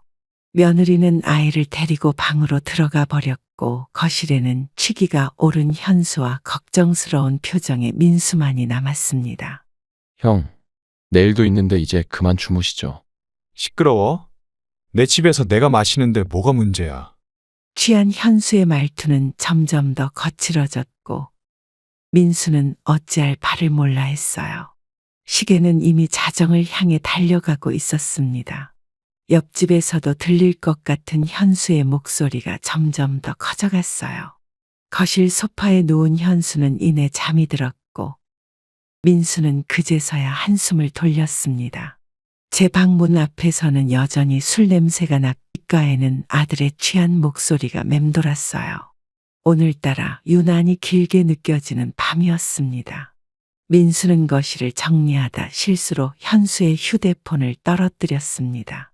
화면이 켜지면서 뜬 메시지를 보고 민수의 얼굴이 창백해졌어요. 이게 무슨 소리지? 소파에서 잠든 현수는 여전히 술에 취해 코를 골고 있었습니다. 민수는 떨리는 손으로 휴대폰을 다시 들어 메시지를 읽었어요. 어머니 모시고 요양원 가보셨나요? 강원도 양양에 있는 곳 시설 좋더라고요. 다음 주에 가볼 예정입니다. 어머니 설득은 제가 할게요. 어머님 재산은 어떻게 진행하시나요? 변호사와 상담 중입니다. 걱정 마세요. 민수의 손이 떨려왔습니다. 형이 어머니를 요양원에 보내려 한다는 사실이 믿기지 않았어요. 메시지를 읽을수록 민수의 얼굴은 점점 더 굳어갔습니다. 현수와 누군가가 주고받은 메시지들은 모두 어머니의 재산을 노리는 내용이었어요. 거실 벽시계가 새벽 2시를 가리키고 있었습니다. 민수는 휴대폰을 내려놓고 베란다로 나갔어요. 차가운 새벽 공기가 얼굴을 스쳤지만 민수의 머릿속은 여전히 혼란스러웠습니다. 자신이 아는 형이 이런 일을 계획하고 있다는 게 도저히 이해되지 않았어요. 방 안에서는 여전히 현수의 코골이 소리가 들려왔습니다. 평소와 다름없는 일상적인 소리였지만 이제는 그 소리마저 낯설게 느껴졌어요. 민수는 핸드폰을 주머니에 넣고 조용히 어머니의 방문 앞에 섰습니다. 문 안쪽에서는 아무 소리도 들리지 않았어요. 창밖으로 보이는 도시의 불빛들이 흐릿하게 빛났습니다. 민수는 이 사실을 어머니께 어떻게 알려드려야 할지 고민에 빠졌어요. 형수님도 이 계획에 가담하고 있다는 사실이 더욱 충격적이었습니다. 메시지들 속에는 형수님의 존재도 엿보였어요. 가족이라는 이름으로 이런 일을 계획한다는 것이 도저히 용납되지 않았어요. 민수는 증거를 남기기 위해 메시지들을 조용히 사진으로 찍었습니다. 형을 의심하고 증거를 모으는 자신의 모습이 슬프게 느껴졌어요. 아침이 밝았고 고스란히 남아있는 메시지들이 제게도 전달되었습니다. 현수가 계획했던 모든 내용이 적나라하게 드러났어요. 어머님, 저희가 어떻게 그런 일을 오해이신 것 같은데요. 형수님, 메시지 내용이 너무 자세해서 오해라고 하기는 어려울 것 같아요. 어머니, 이건 다 설명할 수 있어요. 현수야, 이제 그만 핑계대고 사실대로 말해. 현수의 휴대폰에는 제가 상상도 못했던 내용들이 가득했습니다. 강원도의 고급 요양원 입소 계획부터 재산 이전 방법까지 모든 것이 구체적으로 적혀 있었어요. 메시지를 보면서 가슴 한켠이 무너져 내렸습니다. 제가 그토록 믿었던 큰아들이 이런 계획을 세우고 있었다는 사실이 너무나 충격적이었어요. 변호사와의 상담 내용도 있었습니다.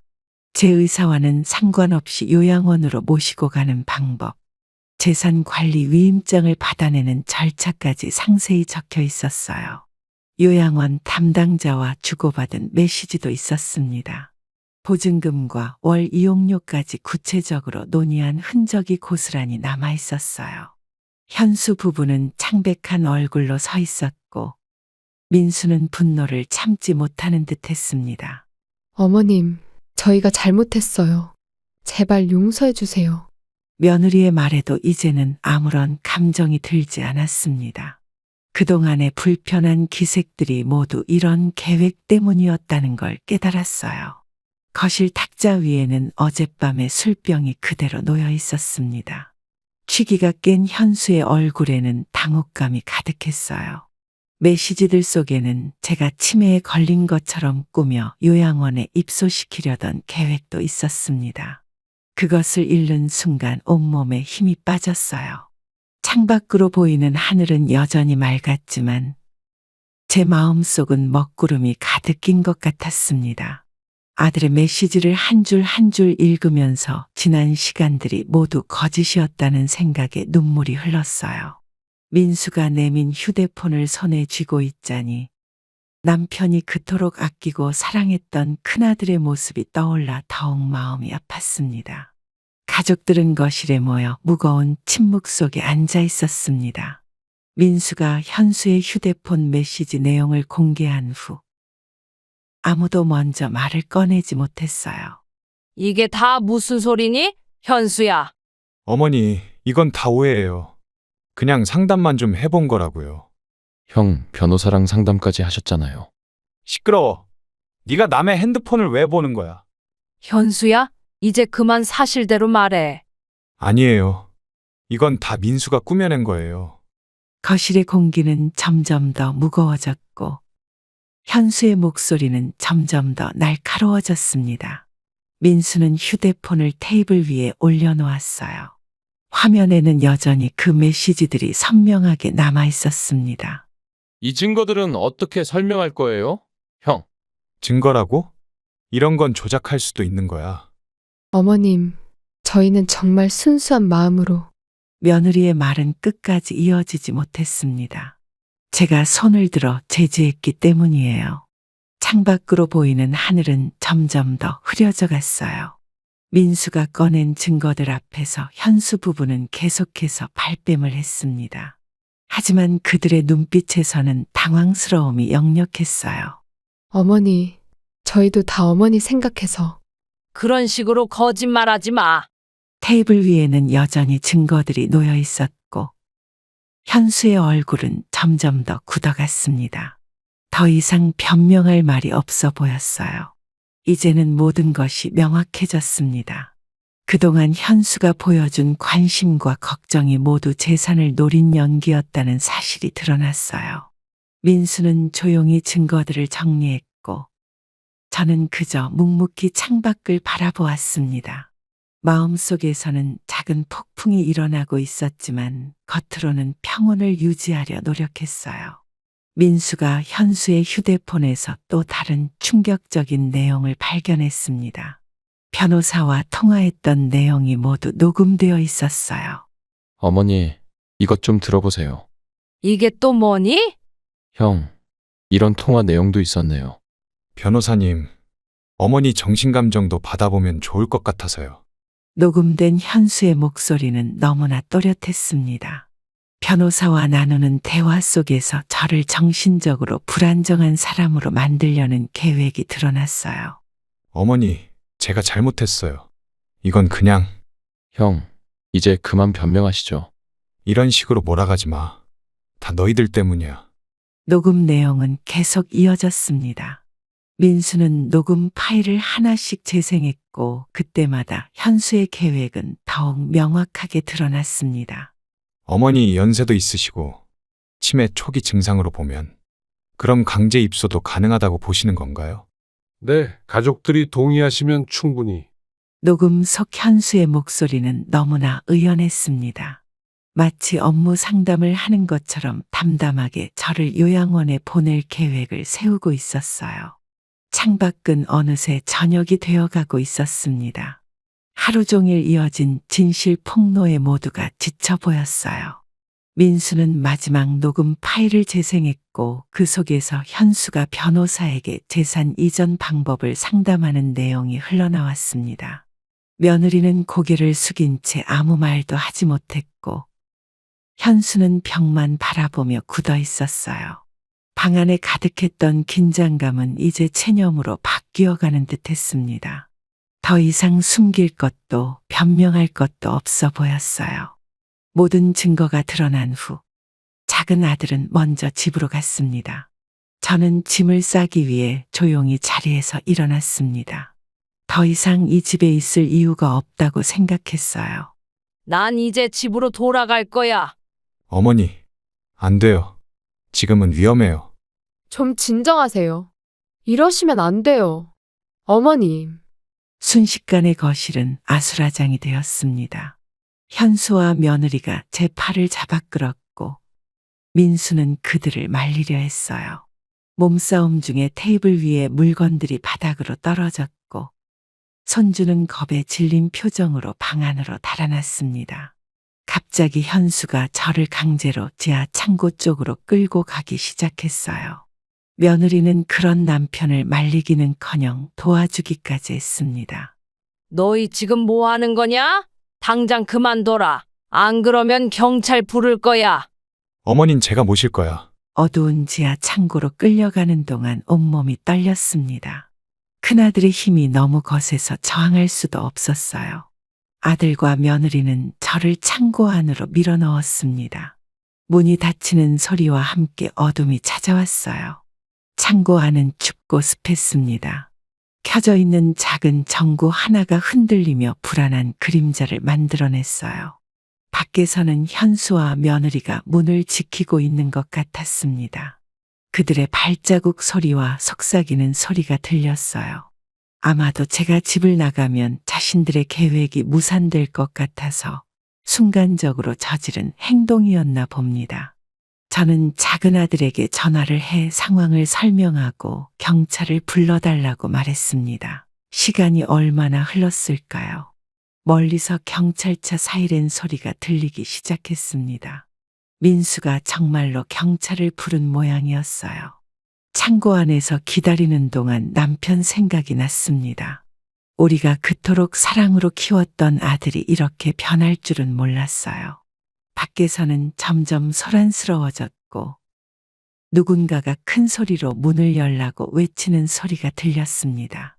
이윽고 창고 문이 열렸고 제 눈앞에는 경찰과 함께 서 있는 민수가 보였어요.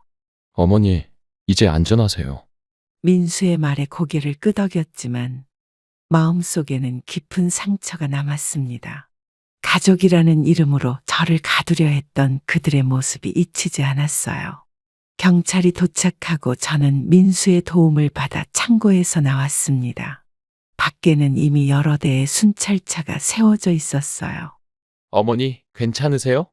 하다 이젠 이런 짓까지 저지르는구나. 이건 가족 간의 일이에요. 경찰이 개입할 문제가 아니라고요. 일단 서로 떨어져 계시죠. 어머님, 진술 좀 해주시겠습니까? 네, 하겠습니다. 경찰서로 이동하는 동안 민수가 제 옆을 지켜주었습니다. 현수 부부는 다른 순찰차에 탑승했어요. 진술을 하는 동안 모든 일이 영화처럼 스쳐 지나갔습니다. 메시지 내용부터 녹음 파일 그리고 창고 감금까지 모든 일을 말씀드렸어요. 어머니, 좋은 변호사님을 소개해 드릴게요. 그래, 이제는 그게 좋겠다. 경찰서 조명 아래에서 현수 부부의 모습은 한없이 작아 보였습니다. 며느리는 계속해서 눈물을 흘렸고 현수는 고개를 푹 숙인 채 아무 말도 하지 못했어요. 민수가 추천한 변호사는 노인 학대 사건을 전문적으로 다루는 분이었습니다. 꼼꼼하게 사건을 검토하시더니 승소를 장담하셨어요. 경찰은 현수 부부를 상대로 감금 및 재산 갈취 미수 혐의에 대해 조사를 시작했습니다. 모든 증거가 명확했기에 부인할 수 없었을 거예요. 조사실을 나오는 길에 현수와 마주쳤습니다. 수갑을 찬 아들의 모습에 마음이 아팠지만 이제는 돌이킬 수 없는 상황이 되어버렸어요. 경찰서를 나오면서 민수가 제 손을 꼭 잡아주었습니다. 그제서야 긴장이 풀렸는지 온몸에 힘이 빠졌어요. 이제 더 이상 현수의 집으로는 돌아갈 수 없게 되었습니다. 하지만 오히려 마음이 편안해졌어요. 밤하늘을 올려다보니 별들이 유난히 밝게 빛나고 있었습니다. 이제는 새로운 시작을 해야 할 것 같았어요. 변호사 사무실에서 상담이 시작되었습니다. 책상 위에는 그동안 모았던 증거들이 가지런히 놓여 있었어요. 어머니, 고소장은 제가 작성해 드리겠습니다. 이런 일을 겪으시느라 많이 힘드셨죠. 증거가 확실해서 승소 가능성이 매우 높습니다. 경찰 조사는 언제쯤 끝날까요? 민수야, 고마워. 변호사는 저희 상황을 꼼꼼히 기록했습니다. 현수의 메시지부터 녹음 파일 그리고 창고 감금 사건까지 모든 내용을 검토했어요. 법적 절차가 시작되면서 마음이 더욱 무거워졌습니다. 아들을 고소해야 하는 현실이 너무나 비현실적으로 느껴졌어요. 변호사는 제 권리를 지키기 위한 여러 가지 방안을 설명해 주었습니다. 재산권 보호를 위한 법적 조치부터 접근 금지 신청까지 모든 것을 상세히 알려주셨어요. 민수는 제 옆에서 모든 내용을 함께 듣고 기록했습니다. 변호사와의 상담이 끝날 때까지 한시도 자리를 비우지 않았어요. 서류에 도장을 찍으면서 손이 떨렸습니다. 하지만 이제는 돌이킬 수 없는 선택을 해야만 했어요. 변호사는 현수 부부의 범죄 혐의가 매우 중대하다고 설명했습니다. 노인학대와 감금, 재산권 침해 시도 등 여러 가지 죄목이 적용될 수 있다고 했어요. 사무실 창밖으로 보이는 도시의 풍경이 멍하게 눈에 들어왔습니다. 이런 상황까지 오게 될 줄은 몰랐어요. 민수가 차를 타고 집으로 가는 동안 저는 계속 창밖만 바라보았습니다. 수많은 생각들이 머릿속을 스쳐 지나갔어요. 변호사와의 상담을 마치고 나오면서 마음 한켠이 시리도록 아팠습니다. 하지만 이제는 제 권리를 지켜야 할 때라고 생각했어요. 옛집으로 돌아가는 길에 민수가 제 손을 꼭 잡아주었습니다. 그 따뜻한 온기가 제게는 큰 위로가 되었어요. 이제부터가 진짜 시작이라는 생각이 들었습니다. 저를 지키기 위해 그리고 앞으로의 삶을 위해 이 선택은 필요했어요. 경찰의 수사가 진행되면서 더 충격적인 사실이 드러났습니다. 남편이 살아계실 때도 현수가 여러 차례 재산을 노렸다는 증거가 발견된 거예요. 어머니, 이 통장 내역 좀 보세요. 이게 무슨 아버지 통장을? 형이 아버지 도장을 위조했던 것 같아요. 그런 일이 있었구나. 수사관은 남편 생전의 통장 거래 내역을 보여주었습니다. 현수가 여러 차례 거액을 인출하려 했던 흔적이 있었어요. 남편은 이 사실을 알고 계셨지만 가족이 깨질까봐 끝까지 말씀하지 않으셨다고 합니다. 그저 조용히 은행 직원에게 당부하셨다는 사실이 밝혀졌어요. 은행 직원의 진술도 확보되었습니다. 남편이 생전에 현수의 도장 위조 시도를 알고 계셨다는 증언이 나왔어요. 경찰은 남편 서재에서 발견된 일기장도 증거로 제출했습니다. 그 안에는 현수를 걱정하는 내용이 가득했어요. 남편의 일기를 읽으면서 눈물이 흘렀습니다. 아들의 잘못된 행동을 알면서도 끝까지 감싸주려 하셨던 마음이 고스란히 전해졌어요. 남편이 그렇게까지 속상해 하셨다니. 어머니, 이제라도 알게 되셨잖아요. 남편은 마지막까지 가족의 평화를 지키려 노력하셨던 겁니다. 그런 아버지의 마음도 모른 채 현수는 이런 짓을 저질렀어요. 수사관은 이 모든 자료가 현수의 범행을 입증하는 결정적 증거가 될 거라고 했습니다. 과거의 시도까지 포함하면 처벌이 더욱 무거워질 수 있다고 해요. 아들의 오래된 배신을 알게 되니 마음이 더욱 무거워졌습니다. 남편은 이 사실을 홀로 안고 돌아가셨다는 게 너무 마음 아팠어요. 경찰서를 나오면서 하늘을 올려다보았습니다. 남편이 저희 가족을 위해 얼마나 힘드셨을지, 이제야 그 마음을 조금이나마 이해할 수 있었어요. 민수는 이 사실을 알고 한동안 말을 잇지 못했습니다. 아버지의 마지막 마음을 이제야 알게 된 것이 너무 안타까웠나 봐요. 집으로 돌아오는 길, 차창 밖 풍경이 흐릿하게 보였습니다. 남편의 일기장에 적힌 글귀들이 자꾸만 떠올랐어요.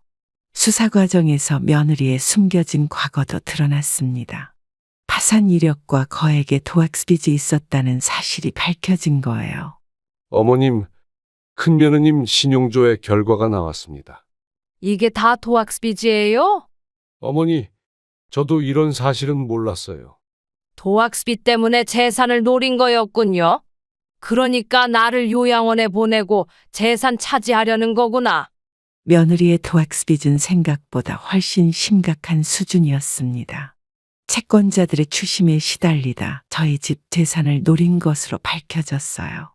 경찰은 며느리의 도박장 출입 기록과 대출 내역을 모두 확보했습니다. 현수도 아내의 도학스빚을 갚으려고 이런 계획을 세운 것이었습니다. 며느리의 신용불량 기록도 나왔습니다. 대출을 받을 수 있는 곳은 모두 돈을 빌린 상태였고, 이제는 제 재산이 마지막 희망이었던 거예요.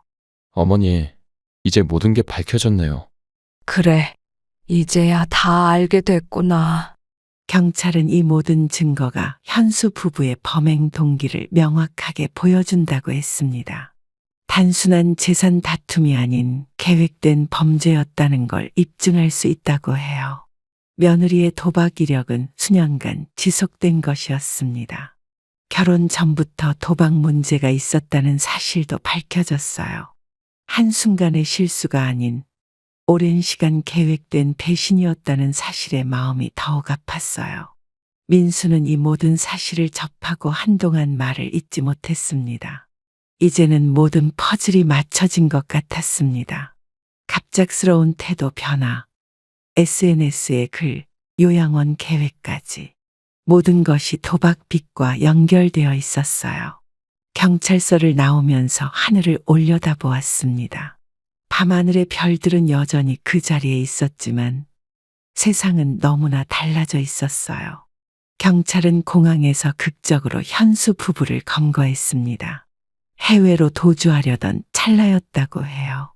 어머님 두 사람 모두 체포했습니다. 비행기 표까지 끊어놨더라고요. 어머니, 이제 안심하셔도 됩니다. 공항 CCTV에는 황급히 출국장으로 향하던 현수 부부의 모습이 찍혀 있었습니다. 수화물 속에는 현금 다발과 귀금속이 가득했다고 해요. 경찰 조사 결과 이들은 동남아시아의 한 국가로 도주할 계획이었다고 합니다. 현수의 가방에서는 위조된 여권도 발견되었습니다. 신분을 숨기고 해외에서 살아갈 준비를 철저히 해두었던 거예요. 체포 당시 현수는 끝까지 저항했다고 합니다. 하지만 며느리는 그 자리에서 모든 것을 실토했어요. 어머니, 이제 재판만 남았네요. 도주까지 계획했다는 사실이 믿기지 않았어요. 민수는 제 옆에서 묵묵히 손을 잡아주었습니다. 아들의 도주 시도를 막아낸 것이 다행이면서도 한편으로는 마음이 아팠어요. 이제 더 이상 숨길 것도 변명할 것도 없어 보였습니다. 모든 것이 명백한 증거로 드러났어요. 저녁 하늘을 바라보며 깊은 한숨이 나왔습니다. 하지만 이제는 두렵지 않았어요. 진실이 밝혀졌으니까요. 재판 결과가 나왔습니다. 법원은 큰아들과 며느리의 모든 혐의를 인정하고 저의 전적인 승소 판결을 내렸어요. 결국 징역형을 받았네요. 판사는 현수 부부의 행위가 심각한 노인학대에 해당한다고 판단했습니다. 재산을 노린 계획적인 범행이었다는 점도 인정되었어요. 재판 과정에서 드러난 모든 증거들이 결정적인 역할을 했습니다. 도주 시도까지 있었던 만큼 법원의 판단은 엄격했어요. 법정에서 나오는 현수의 뒷모습이 작아 보였습니다. 며느리는 고개를 숙인 채 끝내 저를 바라보지 못했어요. 어머니, 이제 집으로 가시죠. 민수의 말에 고개를 끄덕였습니다. 긴 시간의 재판이 끝나니 모든 것이 꿈만 같았어요. 재판이 끝나고 법원을 나오면서 깊은 숨을 내쉬었습니다. 이제야 진정한 의미의 새로운 시작을 할 수 있게 된 것 같았어요. 차가운 겨울바람이 얼굴을 스쳤지만 마음은 오히려 따뜻했습니다. 정의가 실현되는 순간을 직접 목격했기 때문일까요? 법원 계단을 내려오면서 문득 남편 생각이 났습니다. 이런 결말을 보시면 남편도 마음이 아프시겠지만 한편으로는 안도하실 것 같았어요. 집으로 돌아가는 차 안에서 창밖을 바라보았습니다. 이제는 더 이상 두렵지 않았어요. 법이 저의 편이 되어 주었으니까요. 민수는 운전하면서도 가끔 제 표정을 살폈습니다. 아들은 이 모든 과정에서 든든한 버팀목이 되어 주었어요. 재판이 끝난 후 현수 부부가 사과하러 왔다는 연락을 받았습니다. 민수를 통해 만남을 요청했다고 해요. 어머니, 한 번만 용서해 주세요. 우리가 정말 큰 잘못을 했어요. 이제 와서 무슨 용서야? 어머님, 저희가 진심으로 뉘우치고 있어요. 형, 너무 늦었어요. 그래도 마지막으로 한 번만. 현수의 눈에는 눈물이 고여 있었지만 저는 더 이상 그 눈물에 마음이 흔들리지 않았습니다. 이미 너무 많은 일이 있었어요. 대신 저는 새로운 결심을 했습니다.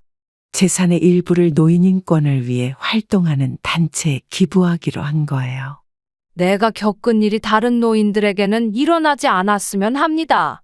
어머니 큰 결정하셨군요. 기부를 결심하고 나니 마음이 한결 가벼워졌습니다. 제가 겪은 아픔을 다른 노인들은 겪지 않았으면 하는 바람이 컸어요. 민수는 제 결정을 존중하며 적극적으로 도와주겠다고 했습니다. 어떤 단체에 기부할지 함께 알아보기 시작했어요. 이제 저는 새로운 시작을 하려고 합니다. 더 이상 과거에 얽매이지 않고 저 자신을 위한 삶을 살고 싶어요. 옛집으로 돌아와 정원을 가꾸며 지내고 있습니다. 이웃들과 다시 만나고 일상의 작은 기쁨을 누리고 있어요. 남편이 남겨주신 재산으로 좋은 일을 하게 되어 다행이라는 생각이 듭니다. 이것이 바로 남편이 바라셨을 길이 아닐까요? 저는 이제 더 이상 큰아들과 며느리를 원망하지 않기로 했습니다. 다만 그들과는 거리를 두고 살아가려고 해요. 창밖으로 보이는 봄날의 햇살이 따뜻합니다. 이제야 진정한 평화를 찾은 것 같아요. 가족이라는 이름으로 모든 것이 용서되지는 않는다는 것을요. 피를 나눴다는 이유로, 오랜 세월을 함께했다는 이유로 스스로를 속이면서 살 필요는 없습니다. 제가 겪은 일들이 여러분에게는 일어나지 않기를 바랍니다. 하지만 만약 비슷한 상황에 처하신다면 주저하지 마시고 용기를 내어 도움을 청하세요. 나이 들었다고 부모라는 이유로 부당한 대우를 참으실 필요는 없습니다. 우리 모두는 인간으로서 존중받을 자격이 있어요. 이제 저는 제 자신을 위한 삶을 살아보려 합니다. 더 이상 돈 때문에 흔들리는 가족 관계에 마음 아파하지 않으려고요. 여러분도 스스로를 소중히 여기시길 바랍니다. 그것이 가족이든 친구든 여러분을 해치려 하는 사람들과는 단호히 선을 그으세요. 우리의 남은 인생은 너무나 소중하니까요. 그럼 오늘도 행복한 하루 되세요. 감사합니다.